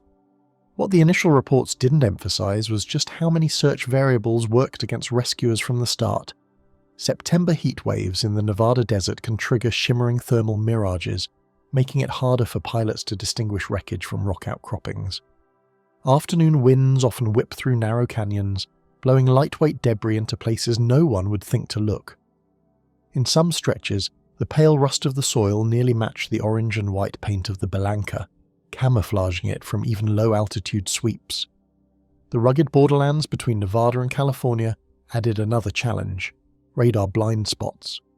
Once Fawcett's plane dipped behind certain ridges, tracking became impossible, leaving only rough guesses about his heading. The absence of a filed flight plan meant there was no baseline search grid. Every hour that passed widened the radius until the area to be covered became nearly the size of a small state. For search crews, it was like chasing a shadow in a landscape built to hide it. Speculation spiraled quickly. Some wondered if he'd staged his own disappearance. Others thought he might have been flying toward a secret project, something worth hiding. The longer the search stretched on, the more far-fetched the theories became. Yet behind the rumours was a man with a deep respect for risk and a strong connection to reality. Those who knew Fawcett said he wouldn't vanish on purpose. He was disciplined, methodical, and well aware of the dangers he faced. But even with those qualities, the desert doesn't always give people back. For over a year, the mystery remained sealed. Then, in September 2008, 13 months after the disappearance, a hiker named Preston Morrow came across a tattered aviation license and a handful of $100 bills lodged beneath a bush near Mammoth Lakes, California. The name on the permit: Steve Fawcett. Search crews returned to the area and eventually found the wreckage of the plane scattered across a steep mountain slope. It had crashed just 300 feet below the summit of a ridge, leaving a debris field hidden by tree cover. An investigation concluded that Fawcett likely encountered a sudden downdraft, a pocket of fast-moving air that forced the plane downward faster than it could climb. At high altitudes in mountainous terrain, even an experienced pilot can be caught off guard. The impact had been immediate. He would have had no time to call for help. Even with the case technically closed, something about the story still felt unfinished. For so long his disappearance had been wrapped in silence. No one could believe a man so well prepared could simply vanish into thin air, and for over a year that's exactly what happened. People looked everywhere except the one place where he'd gone down, so close to populated areas, yet so well hidden that not even high-tech surveillance could find him. The desert, like the sea, has a way of erasing trails, and in Fawcett's case, it waited more than a year before giving up even the smallest answer. What remained of his plane was little more than twisted aluminum and scorched branches. Of the man himself, only fragments were recovered, buried in the high brush of the Sierra Nevada. There is no great mystery to how he died. However, the long stretch of silence between flight and discovery, along with the fruitless searches that led nowhere, has kept this story alive. Fawcett didn't disappear in the middle of a storm. He wasn't flying over an ocean. He left under blue skies, and still, for a long time, no one could find him. The lost R-704 French airship disaster. The R-704 was the pride of French aviation in the early 1930s, a massive silver airship designed to carry passengers across long distances with a level of comfort that rivaled the grand ocean liners of its day. At a time when air travel still felt like stepping into the future, the R-704 represented speed, ambition, and national pride. Built with the latest engineering techniques and fitted with powerful engines, it was meant to prove that France could dominate the skies. Its maiden voyages went smoothly, drawing crowds at every stop. Newspapers hailed it as the new face of travel, a floating hotel suspended in the air. But one summer in 1930, During what should have been a routine flight over the Mediterranean, the R704 vanished in a way that left investigators with nothing but fragments of a story and questions that would never be fully answered. The airship departed from Toulon on a warm July morning bound for Algiers. On board were a mix of crew members and passengers, some on business, others simply looking to experience the novelty of crossing the sea in a vessel that glided far above the waves. Captain Louis Delorme, a decorated airship pilot, had taken the helm. The weather at departure was clear, and forecasts predicted only light winds along the route. The R704 rose smoothly into the sky, its hull gleaming in the sunlight. Early reports from the crew to ground stations confirmed everything was proceeding as expected. Several hours into the journey, at around midday, the radio operator in Toulon received a brief message from the R704. The words were routine, a position update, confirmation of course, nothing out of the ordinary. But less than an hour later, a second transmission came through. This time the operator's voice was strained, clipped, as if struggling to focus. The message mentioned unexpected turbulence and then cut off mid-sentence. Attempts to re-establish contact failed. Other radio stations along the route also tried to reach the airship, but there was no reply. Witnesses along the coast claimed they saw the R704 that afternoon, but their descriptions were troubling. One fisherman near Sardinia swore the airship was listing slightly to one side, moving slower than usual. He thought he saw smoke trailing from one of the engine pods, though the haze of the day made it hard to be certain. Another account came from a merchant vessel whose crew reported the R704 drifting lower than expected, almost skimming the tops of the clouds. These sightings were never officially confirmed, but they painted a picture of a ship that might have been in silent distress. When the R704 failed to arrive in Algiers at the scheduled time, the French Navy launched a search. Ships and planes fanned out across the Mediterranean, scanning the water for debris. For 2 days, nothing surfaced. No wreckage, no oil slick, no trace of the massive airship. It was as if the R704 had been lifted from the sky and erased. Then, on the third day, a small fishing vessel out of Corsica spotted something in the water. It was a section of torn aluminum, twisted and scorched. A serial number confirmed it was part of the R704's outer hull. Nearby, search teams recovered a lifebelt and a charred fragment of fabric that had once been part of the airship's gas envelope. The condition of the debris suggested a violent end. Investigators debated whether lightning could have struck the ship, igniting the hydrogen that kept it aloft.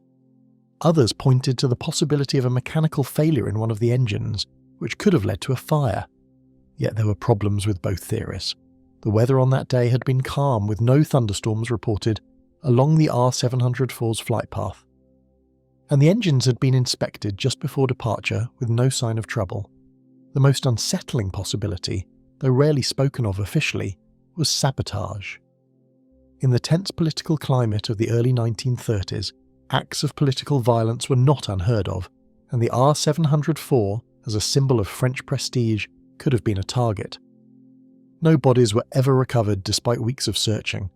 The Mediterranean has a way of keeping its secrets, swallowing wrecks and scattering their remains beyond reach. Families of the passengers clung to the hope that perhaps a lifeboat had made it to shore, but no survivors ever came forward. In Toulon, the empty mooring tower stood as a reminder of what had been lost, its cables swaying in the wind. Newspapers that had once praised the R704 now ran headlines filled with speculation. Some claimed the ship had exploded in mid-air, raining debris into the sea. Others whispered about strange lights seen over the water on the night of the disappearance. Stories that blurred the line between fact and rumour. In the months that followed, French authorities conducted a full inquiry. They interviewed mechanics, radio operators, and weather officers, piecing together a timeline that ended abruptly with that final broken radio transmission. The official report concluded that the R704 had likely suffered a sudden and catastrophic accident, but it stopped short of naming a cause. Too little evidence remained to draw firm conclusions. The fragments of hull and fabric were stored in a government archive, where they remain to this day silent relics of an unanswered question. For the families of those lost, the lack of answers was the hardest part. Without a clear cause, there could be no closure. Captain Delorme's widow often visited the Toulon airfield, watching the other airships come and go, hoping against reason that one day the R-704 might appear on the horizon. Crew members' names were added to a memorial plaque, alongside others who had been lost in the early days of aviation. The plaque does not list how or why they died, only that they vanished in service of exploration. As the years passed, the R-704 slipped into the realm of half-forgotten stories. Airship travel itself declined, replaced by faster and safer airplanes, and with it the memory of that bright morning in 1930 faded from the public mind. Yet among aviation historians, the case still stirs curiosity. Theories continue to circulate, some grounded in engineering, others more speculative. Could a hydrogen leak have silently filled the hull before an unseen spark set it off? Was the airship struck by debris from above, perhaps a meteor fragment, in the endless open sky? Or did someone on board act with deliberate intent, sealing the fate of everyone in the gondola beneath the great silver canopy? Whatever the truth, the R-704's final journey remains one of the Mediterranean's most enduring mysteries. Somewhere beneath the waves lies the rest of the ship, its engines and cabins resting in the dark. Perhaps there are clues there, preserved in the silt, waiting for a day when technology can finally reach them. Until then, the R-704 drifts through history, much as it did on that last day, silent, unreachable, and forever just out of sight. The tragedy of the Jeannette Arctic voyage. In the late summer of 1879, the USS Jeannette set out from San Francisco with a bold purpose: to push through the Arctic ice and reach the North Pole by way of the Bering Strait. It was a dream fueled by the belief that a warm current flowed into the polar region, a theory that promised an open sea beyond the frozen barrier. Leading the voyage was Lieutenant George Washington DeLong, a determined naval officer with a reputation for discipline and endurance. His crew numbered 33 men, including engineers, sailors, a doctor, and a newspaper correspondent to record their progress for the New York Herald. Spirits were high as the Jeannette steamed north, the American flag snapping in the wind against a sky that still held the long summer light. As they approached the Chukchi Sea, the world around them began to change. Days grew shorter, the sun lower, the wind sharper. Ice appeared on the horizon, at first scattered floes drifting in the current, then thicker sheets that creaked against the ship's wooden hull. On September 6th, the Jeannette became trapped in a vice of ice that refused to loosen. The crew tried to free her with saws and poles, but the ice held firm. Winter set in, and the ship became a frozen island in a silent white desert. The men adapted as best they could, building snow walls around the deck to keep out the wind and using the ship's stores to prepare warm meals. But they knew they were at the mercy of the drifting ice, which carried them ever farther from their intended route. The first winter passed without major disaster, though frostbite and illness gnawed at the crew. DeLong kept morale through routine daily duties, navigation checks and journal entries. Hunting parties were sent out across the ice to bring back seals or polar bears, which supplemented their dwindling rations. Still, there were signs that the ice was taking its toll on the Jeannette. Wooden beams groaned under the shifting pressure. Small leaks appeared in her hull, patched as best as the carpenter could manage in the freezing conditions. When the sun returned in spring, the view was only more ice in every direction, an unbroken expanse that made the ship's entrapment feel like a prison sentence. By the summer of 1881, the pressure on the hull had become relentless. Cracks ran along the deck planking and the sound of splintering wood echoed below. On June 12th, the ice finally crushed the Jeannette beyond saving. The crew worked frantically to haul provisions, equipment, and 3 small boats onto the ice before the ship sank beneath the frozen surface. They now faced the impossible, a march over hundreds of miles of shifting floes toward the distant Siberian coast. Each man carried what he could, pulling sledges laden with food, tents, and the heavy boats that would eventually carry them through open water. Their journey was slow and punishing. The ice was uneven, broken by ridges that had to be climbed, and channels of frigid water forced them to dismantle loads and ferry them piece by piece. Some nights the floes shifted beneath them, opening cracks that swallowed gear before they could react. The Arctic showed no mercy. Temperatures plunged, storms blinded them, and the constant damp from melting snow soaked through clothing, leaving men shivering even inside their tents. Despite these hardships, De Long pushed forward, recording their progress in his log. His entries grew shorter and more desperate as days passed.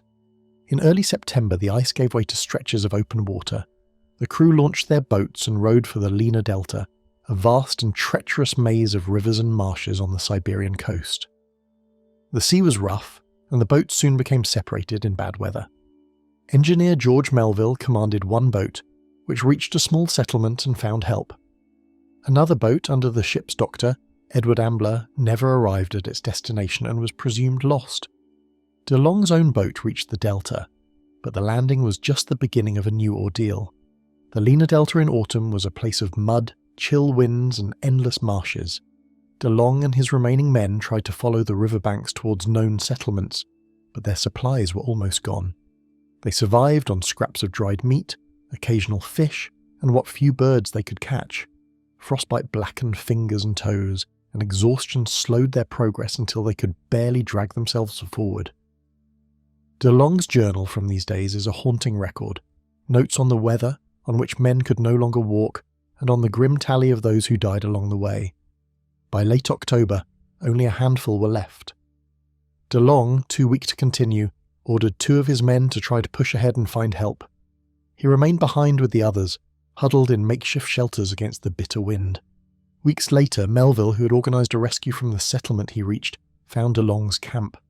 The bodies lay where they had fallen, wrapped in blankets and ragged clothing. Beside De Long was his logbook, its final entry a simple record of the date and temperature. No farewell, no final words beyond the steady noting of facts, as if clinging to duty until the very end. In all, 20 of Jeanette's 33 men perished in the Arctic. Those who survived carried the weight of the journey for the rest of their lives. The New York Herald published the story in harrowing detail, and the US Navy honoured De Long and his crew for their bravery. The wreck of the Jeanette itself drifted in the Arctic ice for years before pieces were found, far from where she sank, proof of the currents that had carried her even in death. The tragedy of the Jeanette was more than a tale of men lost to ice and cold. It revealed the terrible gap between the era's optimism and the reality of the polar wilderness. The Arctic was not an open sea waiting to be sailed, but a shifting, crushing world that demanded everything from those who entered it. And for De Long and his crew, it demanded more than they could give, leaving their story frozen in place. Another mystery held in the white silence. The mysterious end of the La Pérouse expedition. When King Louis XVI of France approved the La Pérouse expedition in 1785, it was meant to be one of the most ambitious voyages of exploration the world had ever seen. 2 ships, the Boussole and the Astrolabe, were prepared for a journey that would circle the globe, chart unknown waters, and strengthen France's role in maritime discovery. Jean-François de Gallo, Comte de La Pérouse, a skilled and respected naval officer, was chosen to lead. His orders were clear: explore, record, and return with maps, reports, and scientific observations that would rival those of Captain James Cook.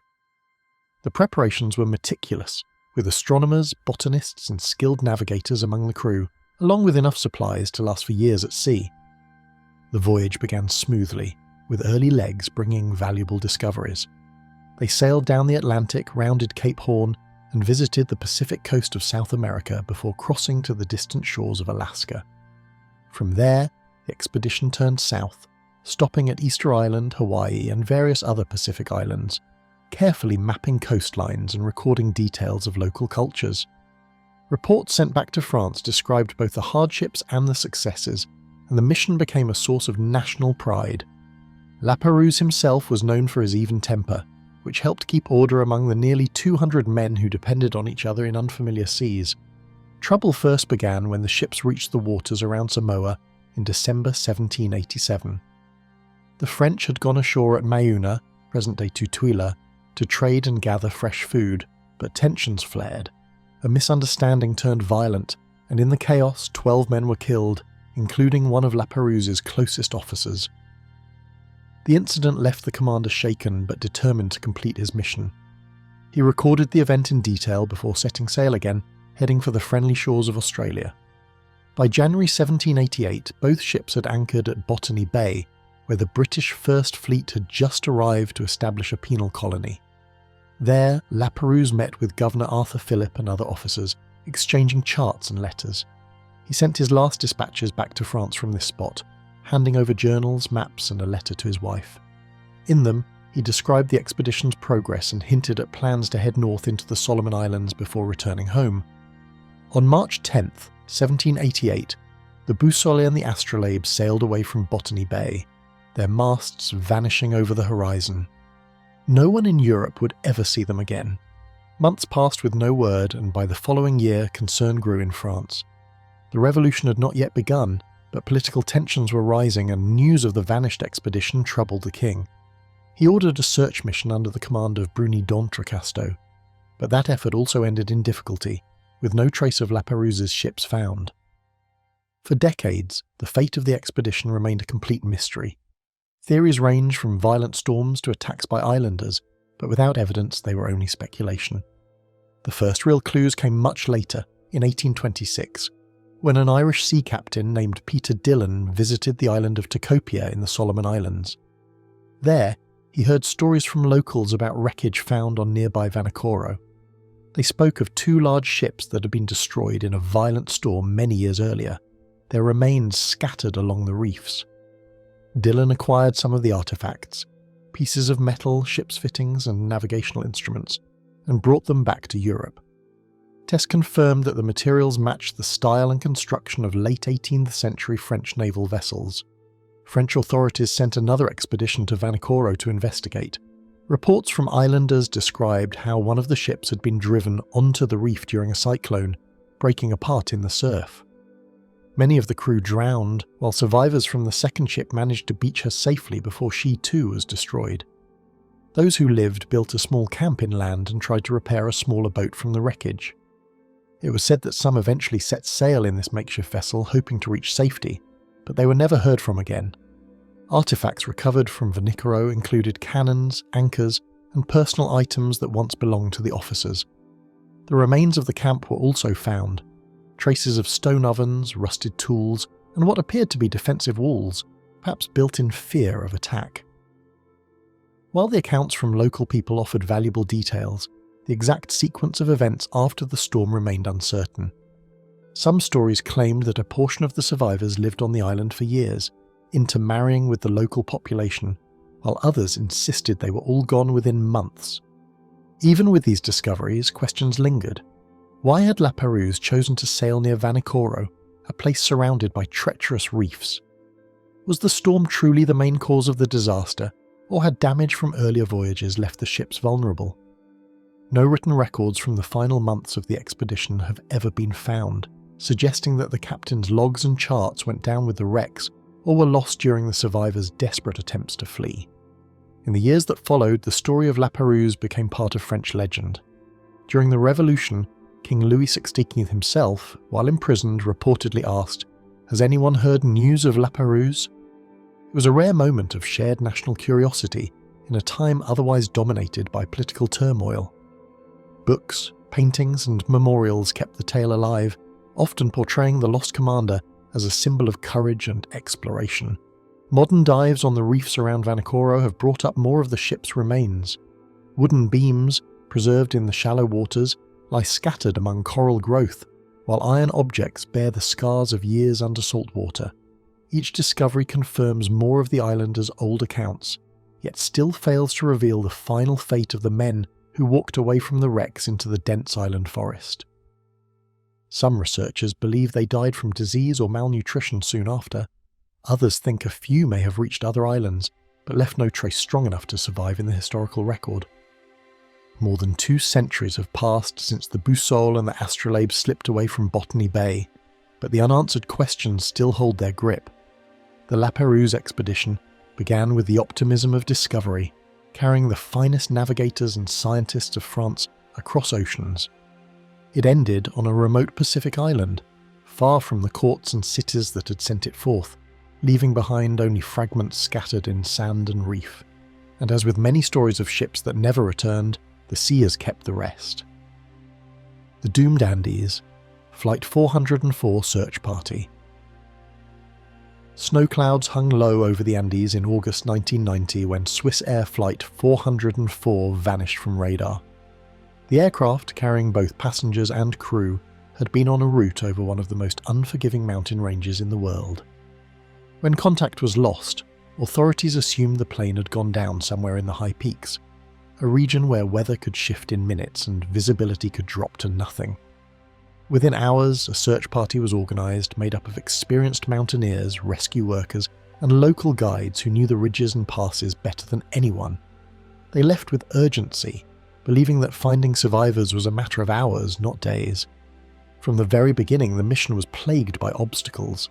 Helicopters struggled against fierce winds, and the snow was so thick that even the most recognisable landmarks were buried under white. The rescuers moved on foot where they could, roped together in the deeper drifts, carrying equipment and supplies on their backs. Radio contact with base stations was unreliable, breaking in and out as the terrain blocked signals. Still, the search teams pressed on, marking each new location on their maps, hoping for a trail of debris, a sign of wreckage, or even footprints in the snow that might lead them to survivors. A few days into the operation, strange reports began to circulate among the teams. Some rescuers claimed to hear faint mechanical sounds in the distance, like an engine turning over or metal shifting in the wind. Others swore they saw flashes of light on nearby slopes at night, though there were no other expeditions in the area. Every time they tried to move toward these signals, the weather closed in, forcing them to retreat. It was as if the mountains themselves were keeping them from finding the source. Progress slowed further as exhaustion set in. The cold was constant, biting through layers of clothing and freezing water bottles solid within minutes. Sleep was shallow and broken, with teams waking in the night to the sound of avalanches rumbling somewhere in the darkness. Food rations grew tight, and the air at higher altitudes left them short of breath after just a few steps.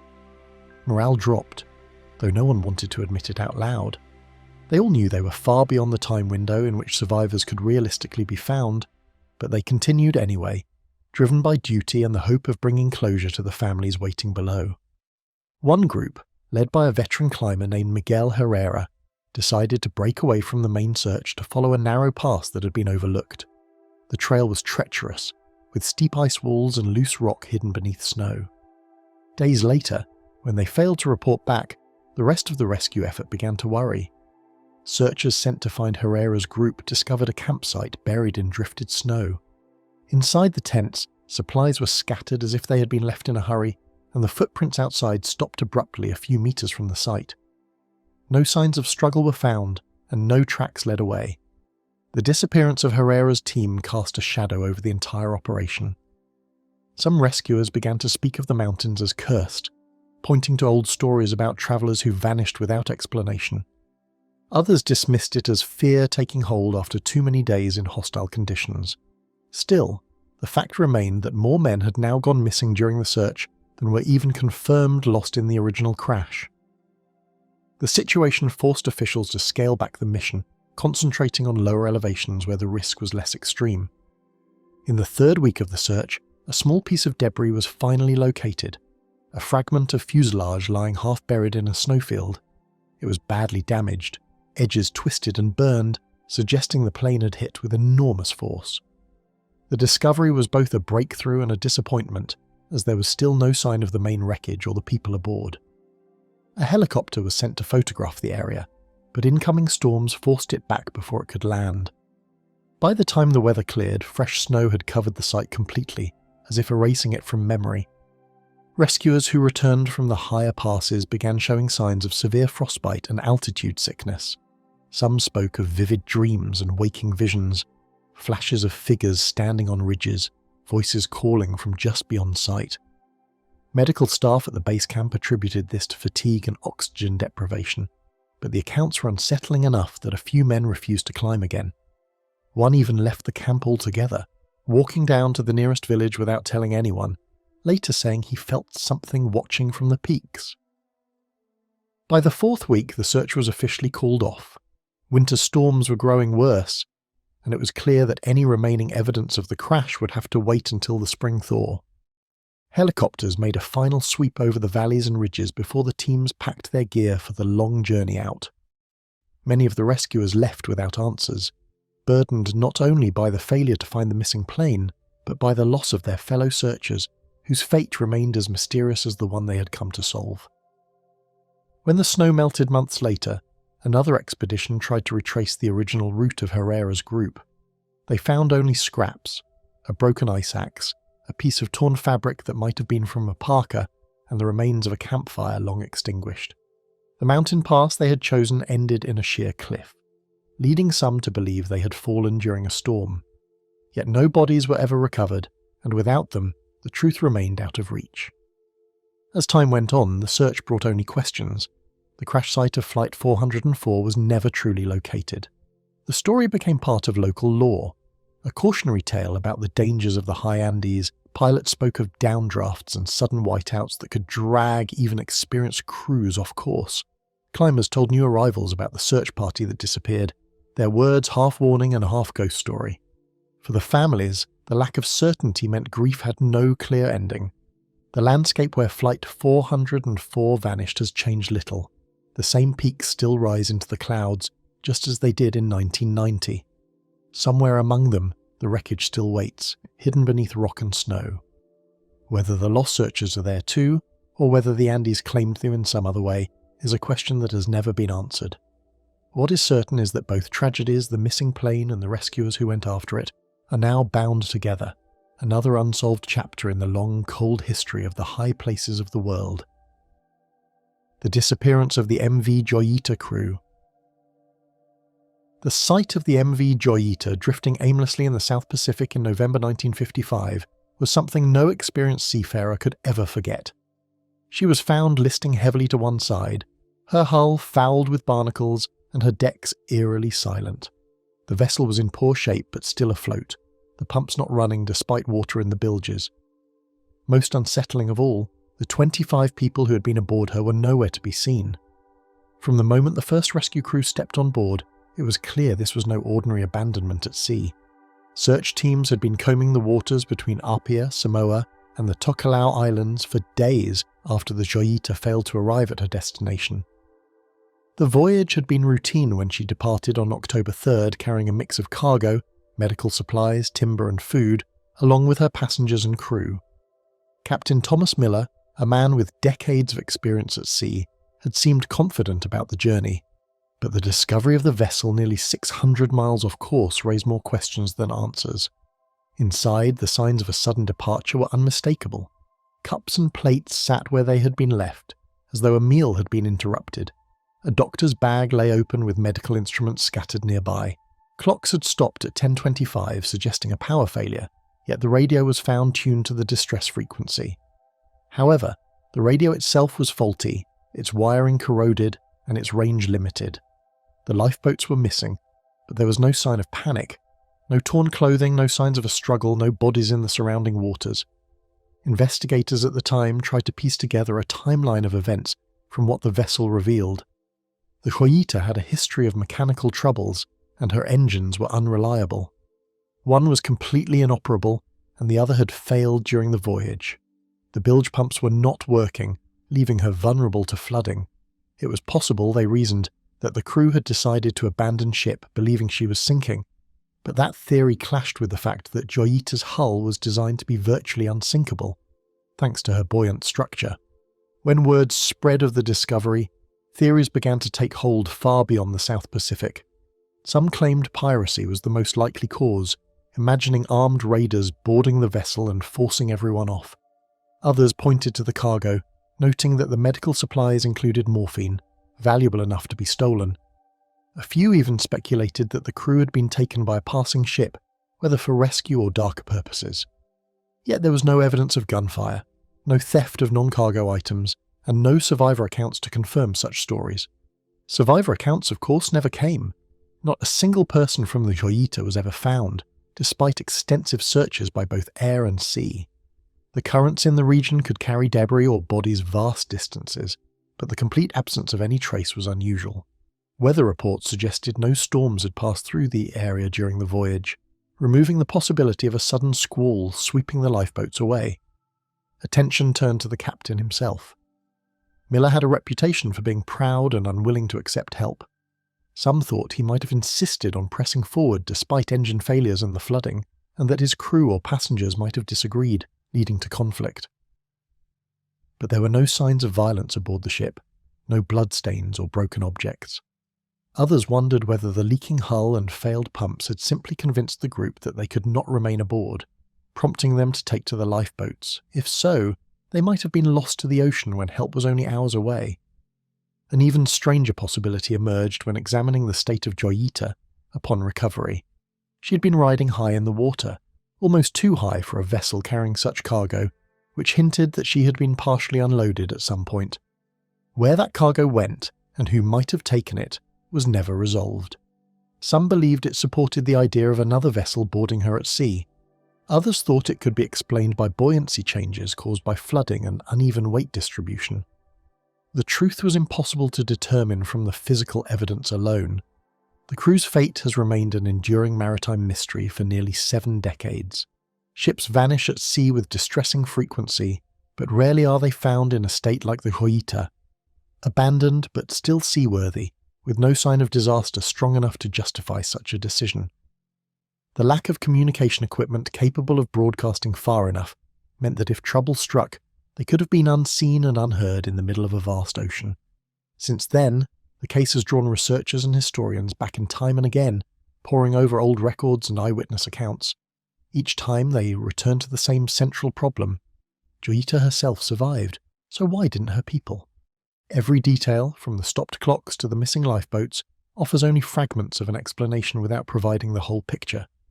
In maritime lore, the MV Joyita holds a place next to the Mary Celeste, an enduring riddle of the oceans. She's been called the ghost ship of the South Pacific, a fitting title for a vessel whose final voyage seems to have been swallowed whole by the ocean's secrets. Whether the crew met their end through human malice, mechanical failure, or a simple but fatal misjudgment, no one will ever truly know. The waves have long since erased whatever evidence they carried, leaving behind only a drifting hulk, unanswered questions, and a story that continues to haunt the maritime world. The fate of the HMS Erebus and HMS Terror shore parties. The frozen coastline of King William Island in the Canadian Arctic has kept its secrets well.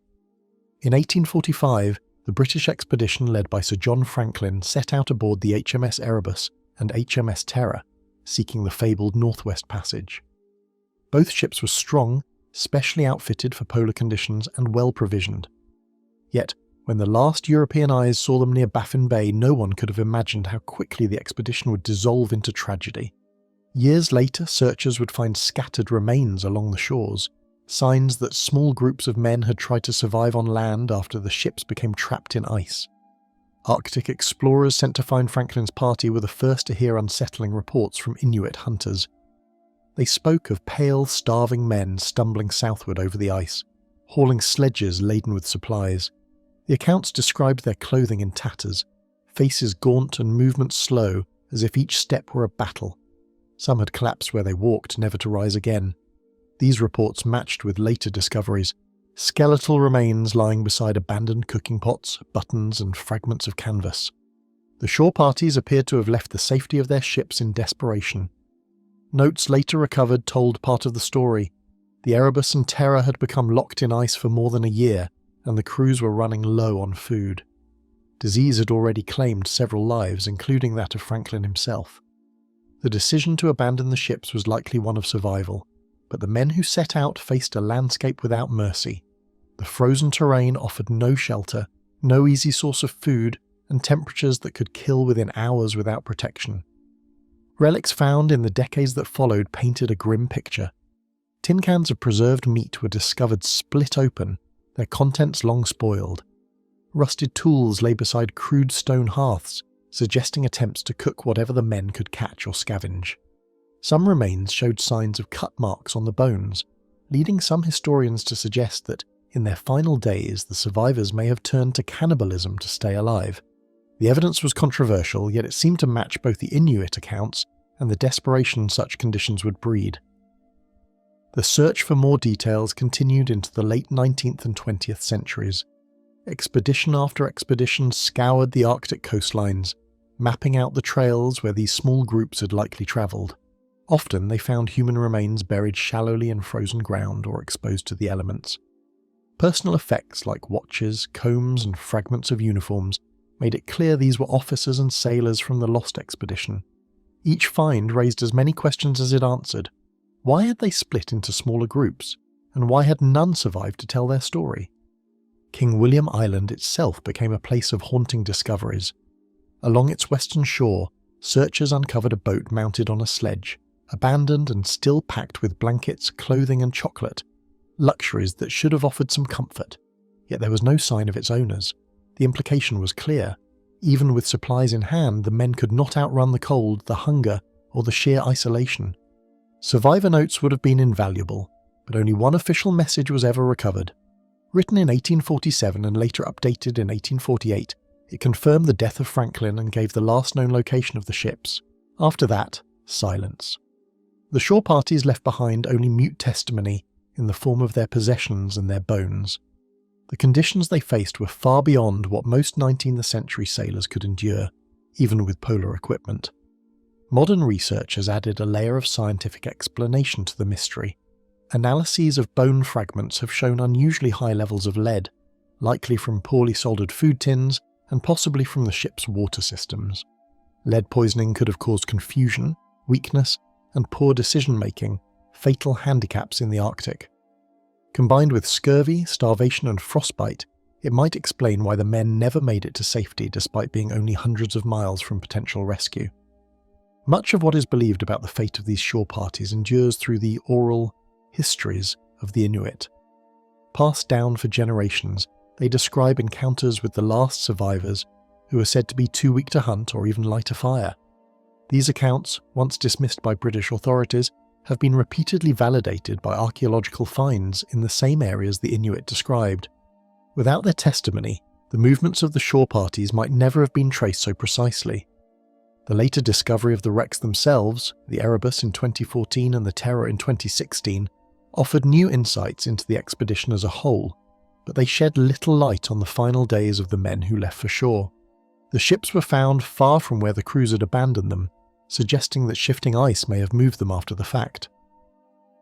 For the shore parties, however, the ships had already become unreachable tombs, locked in ice and shadow. Each artifact found along the coast still feels like a fragment of a puzzle whose final image will never be seen. A shoe was found half buried in gravel, a spoon with initials carved into the handle, a scrap of wool still showing its navy dye. These are the silent witnesses to a desperate gamble against the Arctic, one that failed every man who took it.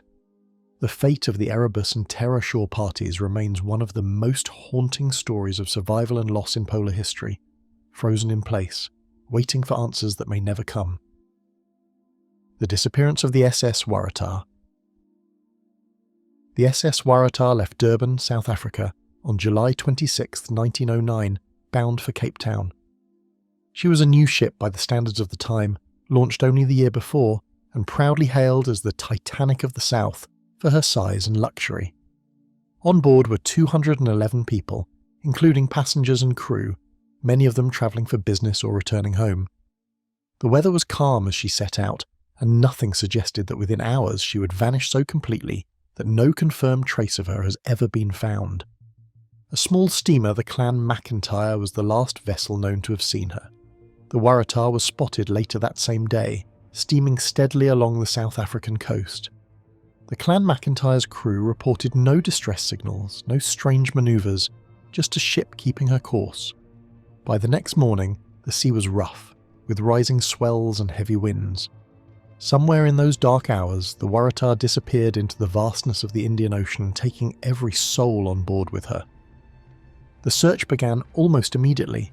Several ships scoured the route between Durban and Cape Town, looking for wreckage or survivors. Not even a lifeboat turned up. It was as if the ship had been swallowed whole. This lack of debris puzzled searchers because even the worst storms usually leave something behind. Wood, cargo, or at least a life ring. The complete absence of evidence fueled speculation that whatever happened was sudden and catastrophic.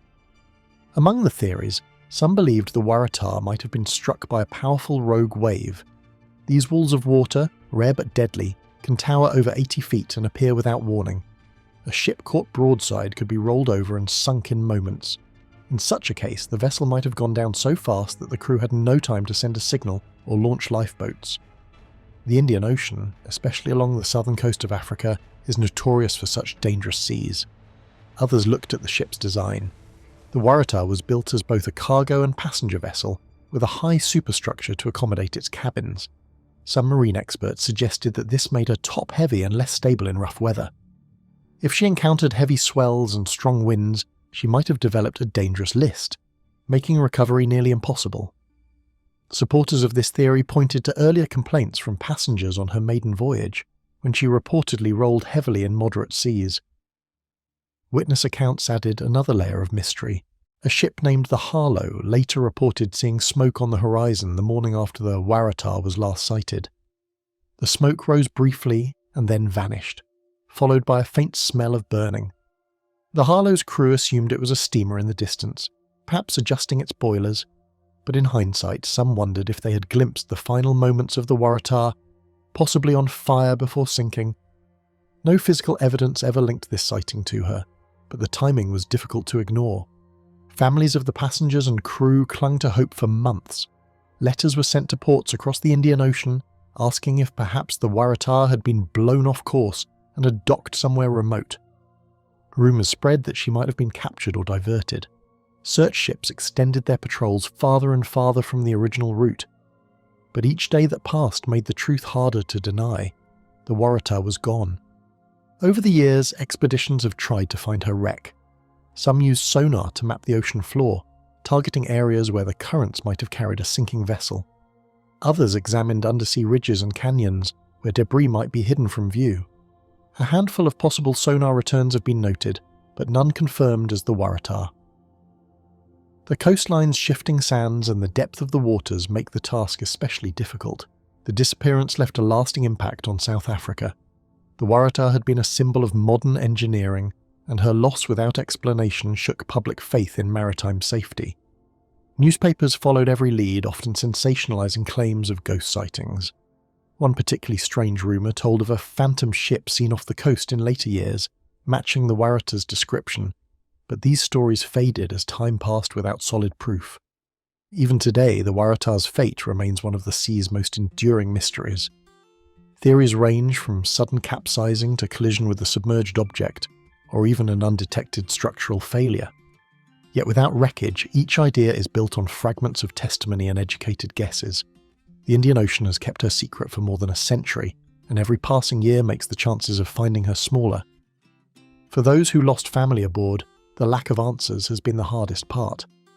A grave in the ocean leaves no marker to visit, no closure. The Waratah sailed out of Durban full of life, conversations and plans for the days ahead. In less than 24 hours, that world was erased without a single distress call, leaving behind only silence, questions, and a name that has become synonymous with vanishing without a trace. The tragic end of the Burke and Wills expedition. The journey of Robert O'Hara Burke and William John Wills began with great ambition. In August 1860, the two men led a team from Melbourne intending to cross the Australian continent from south to north. The expedition was heavily funded and carried enormous public attention, with crowds gathering to watch them depart. Their route would take them through some of the harshest and least understood terrain in the country, but the optimism at the start drowned out any sense of danger. Burke, a former police officer with a reputation for boldness, and Wills, a skilled surveyor and scientist, were determined to make history. Alongside crates of food and a store of firearms, their baggage included the unlikely presence of a cedar-topped table. This made their progress slower than expected. By the time they reached Menindee in New South Wales, delays and disputes among the men had already begun. From there, Burke pushed ahead toward Cooper Creek, where they established a depot camp. It was here that a decision was made that would shape the fate of the expedition. Burke chose to take only 3 men with him for the final push to the Gulf of Carpentaria, leaving the rest behind to wait for his return. In December 1860, Burke, Wills, John King and Charles Gray set off from Cooper Creek toward the north. The journey was grueling from the start. Summer temperatures scorched the land, and their supplies began to dwindle faster than expected. Waterholes were often dry, and the men relied heavily on their pack animals, which in turn struggled to survive. Still, they pressed forward, covering hundreds of miles through remote territory. After nearly 2 months, they reached the mangrove swamps near the Gulf, only a few kilometres from the northern coast. The wet terrain and their weakened state prevented them from reaching the ocean itself, but they had effectively crossed the continent. The return trip proved far more deadly than the journey north. Monsoon rains turned dry ground into bogs, slowing their progress. Food was running low, and hunting brought little success. Charles Grey began to weaken severely, suffering from an illness that may have been linked to spoiled food. He died in April 1861, just days before the survivors reached Cooper Creek again. The remaining 3 buried him quickly, their own strength too limited for anything more. When Burke, Wills and King finally arrived back at Cooper Creek, they found the depot deserted. The men they had left behind had waited for months, but had departed only hours earlier, leaving behind a small cache of food buried beneath a tree marked with the word dig. This cruel twist of timing meant the explorers had missed their companions by less than a day. The supplies they dug up gave them only a brief reprieve from hunger. Rather than attempt to follow the departing party, Burke decided they should try to reach a distant cattle station to the south. This choice led them deeper into the country they did not fully understand, where food and water were even scarcer. They began eating nardoo, a type of fern seed used by local Aboriginal people. Without proper preparation, however, nardoo contains toxins and offers little nutrition. The explorers' bodies grew weaker, even as their stomachs remained full. By June 1861, both Burke and Wills were near death. Wills, too weak to continue, asked King to leave him with a small supply of food while he rested under a tree. Burke and King went on, but Burke collapsed not long after, unable to move. His last recorded words to King were an instruction not to bury him, but to leave him in the open for the wild animals. King, now alone, returned to find Wills already dead. King's survival was due entirely to the kindness of the Yandrawanda people, who had been watching the expedition for some time. They provided him with food, shelter, and care until a rescue party finally arrived in September 1861. King was the only member of Burke's final push to make it out alive.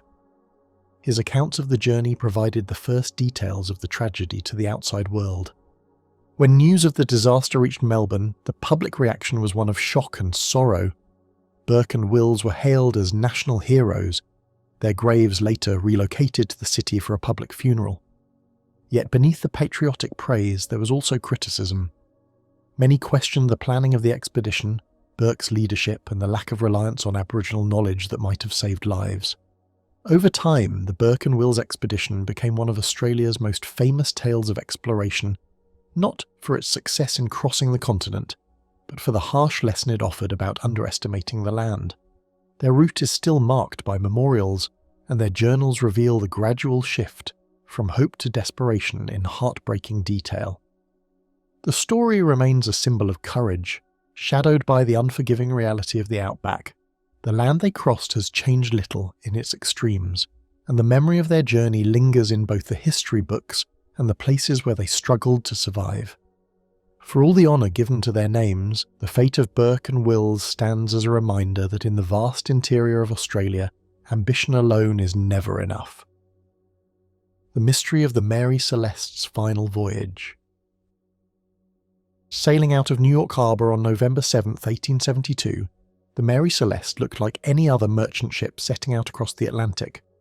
She was a sturdy brigantine with a reputation for being dependable, and her cargo, 1,701 barrels of industrial alcohol, was bound for Genoa, Italy. At the helm was Captain Benjamin Briggs, an experienced sailor travelling with his wife Sarah and their 2-year-old daughter Sophia. The crew of 7 was all hand-picked for their skill and reliability. To those watching from shore, it seemed an ordinary voyage with no sign of the fate that awaited them. The ship made steady progress through the first weeks of the journey, though winter storms in the North Atlantic were always a concern. Captain Briggs kept a careful log, noting the ship's position and conditions each day. By late November, the Mary Celeste was somewhere west of the Azores, still on course and, according to the last entries, in good condition. There were no reports of sickness, mutiny or serious damage, nothing to suggest that danger was near, and yet within days the ship would be found drifting, her crew gone without explanation. It was the British brig DEI Gracia that spotted her on December 4th, 1872, about 400 miles east of the Azores. At first the ship seemed simply to be sailing strangely, her course unsteady. Captain David Morehouse of the DEI Glacier knew the Mary Celeste by sight, as the two captains were acquainted. Thinking she might be in trouble, he ordered a small boat to be launched so his men could investigate. As they drew closer, the mystery began to take shape. Boarding the Mary Celeste, the sailors found her completely deserted. There were no signs of a struggle or violence. The sails were partly set, though some were damaged, and the rigging showed signs of rough weather. Below deck, the cargo was intact except for a few barrels of alcohol that had leaked. The ship's lifeboat was missing, suggesting the crew had abandoned ship, but why they had done so in open water and in a seaworthy vessel was baffling. Interestingly, some of the ship's personal logs were found torn and scattered, hinting at hurried or panicked actions just before abandonment. Additionally, the ship's chronometer was discovered, stopped at an unusual hour, raising questions about possible mechanical failures or sudden events disrupting normal operations. Personal belongings lay undisturbed in the cabins. Captain Briggs's clothing and navigation instruments were still in place, and there was food and water enough for 6 months. The ship's logbook ended on the morning of November 25th, placing the vessel within sight of the Azores. There was nothing in the final entries to hint at fear or an emergency. Even the galley was in order, with no sign of panic. The quietness of it all only made the absence of life more chilling. Speculation began as soon as the Mary Celeste was towed to Gibraltar for investigation. Some believed that leaking alcohol fumes from the cargo might have caused an explosion scare, prompting the captain to order everyone into the lifeboat temporarily. If so, perhaps the rope connecting the boat to the ship had broken, leaving the crew stranded at sea. Others suggested sudden waterspouts or rogue waves, though the condition of the vessel made such events unlikely. Murmurs circulated about more unsettling possibilities. Piracy, mutiny, and foul play were all considered, but none matched the evidence, or lack of it. Nothing had been stolen, and there was no damage consistent with an attack. The inquiry in Gibraltar concluded without a clear answer, ruling out deliberate wrongdoing but failing to explain why the crew had left a ship in no immediate danger. Over the years, the absence of answers turned the Mary Celeste into one of the most enduring maritime mysteries. New theories emerged with each retelling. Some suggested Captain Briggs misjudged the situation, thinking the ship was taking on dangerous amounts of water when in fact she was sound. Others imagined the lifeboat capsizing in bad weather after a hasty evacuation. With no survivors, every explanation was guesswork. The vessel herself continued to sail for years after the disappearance, passing through the hands of various owners. Yet her reputation was forever marked. Sailors considered her unlucky, and each new incident in her career seemed to add to her shadowed name. Eventually, she was deliberately wrecked in 1885 in a failed insurance fraud scheme, an inglorious end for a vessel whose name had become famous for far stranger reasons. The greatest unease comes from how the Mary Celeste's final days seem so ordinary on the surface. The logs tell of calm weather and steady sailing. The condition of the ship points to no sudden catastrophe. The decision to leave her, whatever the reason, must have been made quickly and with the belief that it was the safer option. Somewhere out on that wide Atlantic, 9 souls vanished, leaving behind only the drifting ship as their monument. More than a century later, the Mary Celeste continues to provoke the same questions that arose in 1872. Without witnesses or survivors, the details remain frozen in time, a perfect puzzle of the sea. She lies now only in history books and maritime lore, but her image, sails slack, wheel turning without a hand to guide it, still drifts through the imagination, as if waiting for the moment when her crew will finally step back on deck and explain where they have been. The doomed Soviet Dyatlov II expedition. In the bitter cold of the Ural Mountains during the winter of 1959, a second Soviet expedition, known as Dyatlov II, set out with hopes to explore new territory and uncover scientific data. Unlike the original Dyatlov Pass group, which had disappeared mysteriously in 1959, this team was made up of experienced hikers and researchers, determined to avoid the mistakes of the past. They left Sverdlovsk in early December, carrying supplies, advanced equipment, and a clear mission to chart unexplored areas of the northern Urals. The Dyatlov II expedition was led by Yuri Popov, a seasoned mountaineer who had survived previous harsh winters. His team included scientists, geologists, and students, all familiar with the challenges of winter trekking. Their goal was to map the region and gather meteorological and geological information. Preparations were thorough, with careful planning of routes and rest points. They knew the terrain was unforgiving, but confidence ran high among the group. Their progress was steady as they moved deeper into the mountains. Initial reports sent via radio indicated that the weather was manageable and morale was good. They set up camps at regular intervals and kept detailed logs of their journey. But as December passed, conditions grew harsher. Temperatures plunged well below -30°C, and snowstorms became frequent. Visibility dropped to near zero, and the cold tested even the strongest members.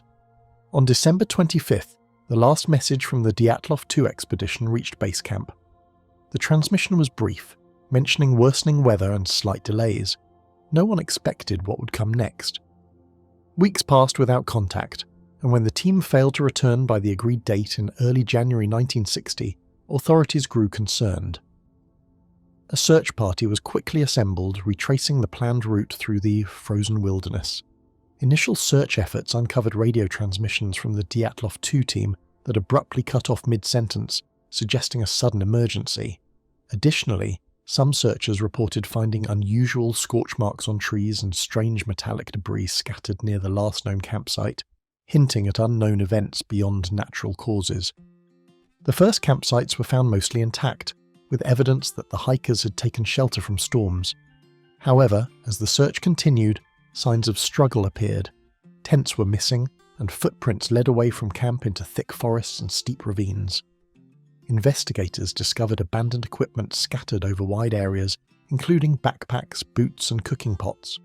The terrain itself was difficult, with icy cliffs and deep snowdrifts slowing the rescuers' progress. Bodies of the Dyatlov 2 members were found over several weeks, often far from each other and in disturbing conditions. Some were discovered without adequate clothing as if they had fled in panic. Others showed severe injuries, fractured skulls, broken ribs, and crushed chests. Yet there were no external wounds to explain these traumas. Autopsies puzzled doctors.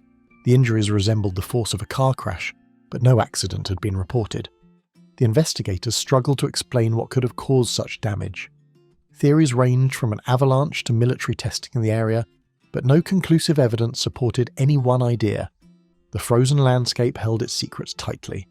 Witnesses later reported strange lights in the sky around the time of the disappearance, fueling rumours of secret weapons or extraterrestrial involvement. Though these claims remained unverified, psychological stress was also considered a factor. Prolonged exposure to cold and isolation can lead to hallucinations and irrational behaviour. It's possible that fear and exhaustion caused the hikers to abandon their tents suddenly, rushing into the night without shoes or proper clothing.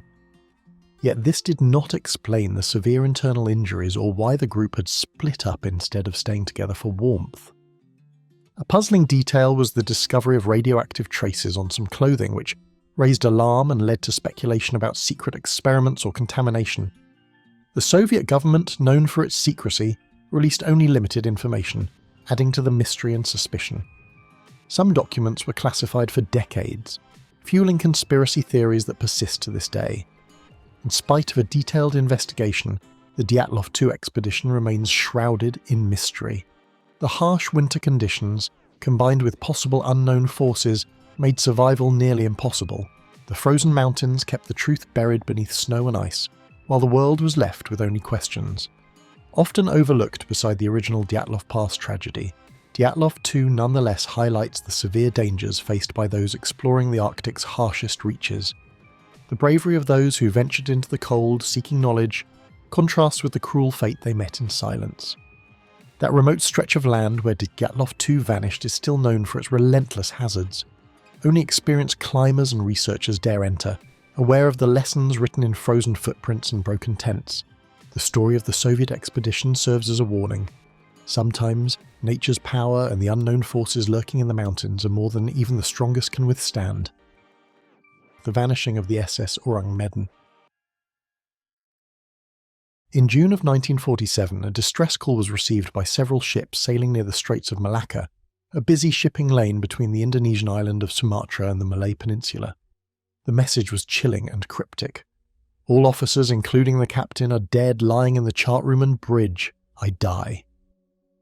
No name was given, but the signal came from a ship identified as the SS Orang Medan.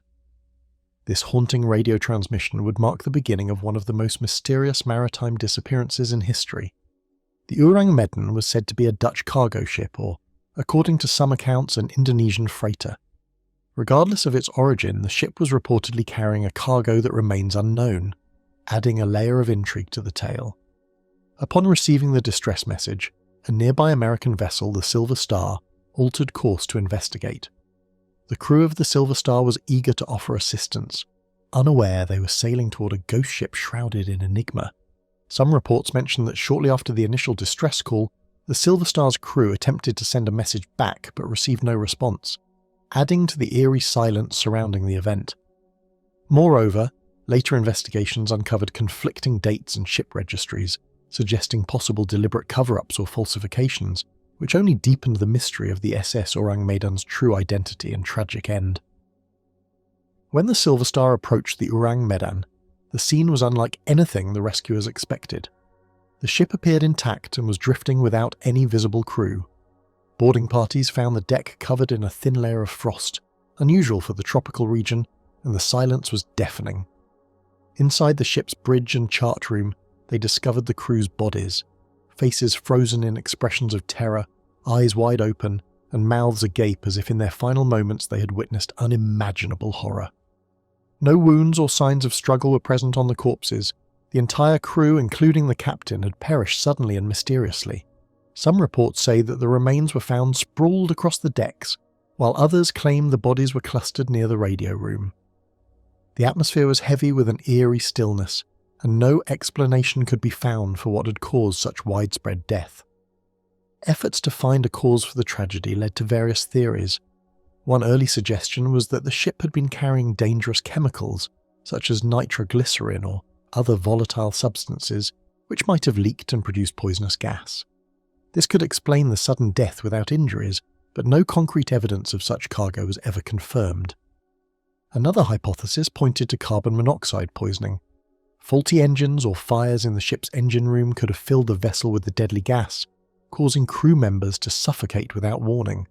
Yet investigators found no signs of fire or engine problems.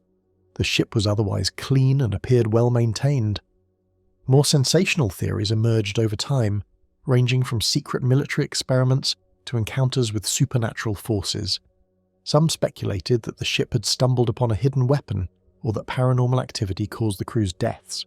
These ideas, while popular in storytelling, lacked factual support and were often dismissed by experts. In the wake of the rescue attempt, the Orang Medan succumbed to the relentless sea. While the Silver Star crew prepared to tow the ship to port, a sudden fire broke out on board. The blaze spread rapidly, engulfing the vessel before anyone could contain it. Attempts to rescue equipment or records were abandoned as the flames intensified. Eventually, the ship exploded or sank, taking all physical evidence of the tragedy with it. Maritime historians and researchers have spent decades chasing down the facts behind the mysterious Orang Medan. Official records of the ship's registration and voyage remain elusive, leading some to question if the ship even existed. Some believe the tale is a hoax or exaggerated report, while others argue it's a real event shrouded by secrecy and lost documentation. Despite the doubts, the legend of the Orang Medan persists in maritime lore.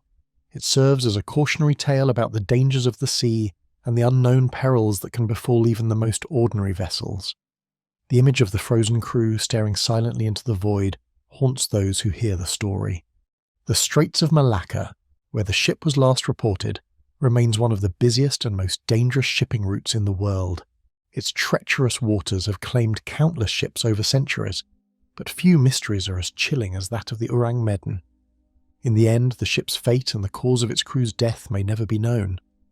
All that remains are the ghostly radio messages, scattered eyewitness accounts, and the memory of a vanished crew lost to the depths. The sea, as always, keeps its secrets tightly held beneath the waves. The strange death march of the Donner Party's forlorn hope. In the winter of 1846, the Sierra Nevada mountains turned into a tomb for one of America's most infamous pioneer groups, the Donner Party. This group of settlers, traveling west in search of a new life in California, found themselves trapped by early snowfall and brutal weather. As food ran out and hope faded, a desperate plan was made. A small group would attempt to break through the snow and seek help. This journey, known as the Forlorn Hope, would become a haunting story of endurance, suffering and tragedy. The Donner Party had left Illinois in the spring of 1846, joining a large caravan heading west. Their journey was already difficult, marked by delays and poor decisions, including a fateful shortcut suggested by a man named Lansford Hastings. This shortcut, called the Hastings Cutoff, added weeks to their travel time and led them through harsh desert and mountain terrain. By the time they reached the Sierra Nevada, autumn was ending and snow was falling earlier than expected. Trapped near what is now Donner Lake in California, the group faced starvation and freezing temperatures. The snow piled up rapidly, blocking all paths forward and back. Supplies dwindled and illness took hold. With more than 80 people stranded, including women and children, survival seemed unlikely without outside help.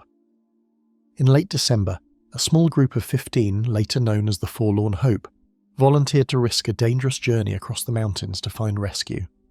This group included men, women, and 2 teenage boys, all weak from hunger but determined to save those left behind. They set out on foot in mid-December, hoping to find help before it was too late. Their supplies were meagre, a few pounds of dried meat and some bread, and they faced deep snow, freezing winds, and treacherous cliffs. Their path would take them across nearly 40 miles of mountainous wilderness, much of it untouched and uncharted. From the beginning, the Forlorn Hope faced challenges that tested their endurance. At times, the snow was waist-deep and progress was slow. Temperatures dropped below zero, and the thin clothing they wore offered little protection. The group moved cautiously but had little choice but to push forward. Along the way, members grew weaker, some collapsing from exhaustion or frostbite. Despite these hardships, they pressed on, driven by the hope of reaching help and returning with supplies. Food quickly became the most desperate concern. The scant provisions ran out within days, forcing the group to survive on whatever they could find. Some accounts describe the eating of tree bark, pine needles, and even shoe leather. When these failed, the unthinkable happened. Some members resorted to cannibalism, consuming the bodies of those who had died along the way to survive. This grim choice is one of the darkest aspects of the Forlorn Hope's march. Tragedy continued to strike. 2 women, Sarah and Tamsin Donner, survived the entire ordeal and later became famous for their courage and care for others. But many others succumbed to the cold, starvation and exposure. James Reed, one of the group's leaders, was actually expelled from the party earlier due to violence, but later led a separate rescue party. The Forlorn Hope's journey was fraught with both heroism and heartbreak. After nearly 3 weeks, some members of the group settled in California. Exhausted and barely alive, they alerted local settlers and government officials. Their arrival sparked a series of rescue attempts, but the winter conditions delayed relief. It was not until February 1847 that the first organised rescue party returned to the snowbound camp, only to find many of the original settlers dead and the survivors barely clinging to life. The Forlorn Hope's story spread quickly, becoming a symbol of the dangers pioneers faced on the westward trail. It was a cautionary tale about the unforgiving wilderness and the price of poor planning. The survival of some members, especially the Donner women, was hailed as a testament to human willpower and endurance under unimaginable conditions. Through diaries, letters, and survivor testimonies, historians worked over the years to unravel the sequence of events. They revealed a picture of a group caught between hope and despair, forced into impossible choices by nature and circumstance. The Forlorn Hope's journey has been retold in countless books and documentaries, each time reminding audiences of the thin line between survival and death. Today, the site near Donner Lake is a historic landmark, visited by those who want to remember the courage and tragedy of the party. Markers and museums tell the story of the pioneers who risked everything to cross the continent. The mountains still stand silent, a reminder of the harsh winter that stopped a group of hopeful settlers in their tracks and the desperate march that followed. The tragedy of the Donner Party's Forlorn Hope remains one of the most haunting tales in American history.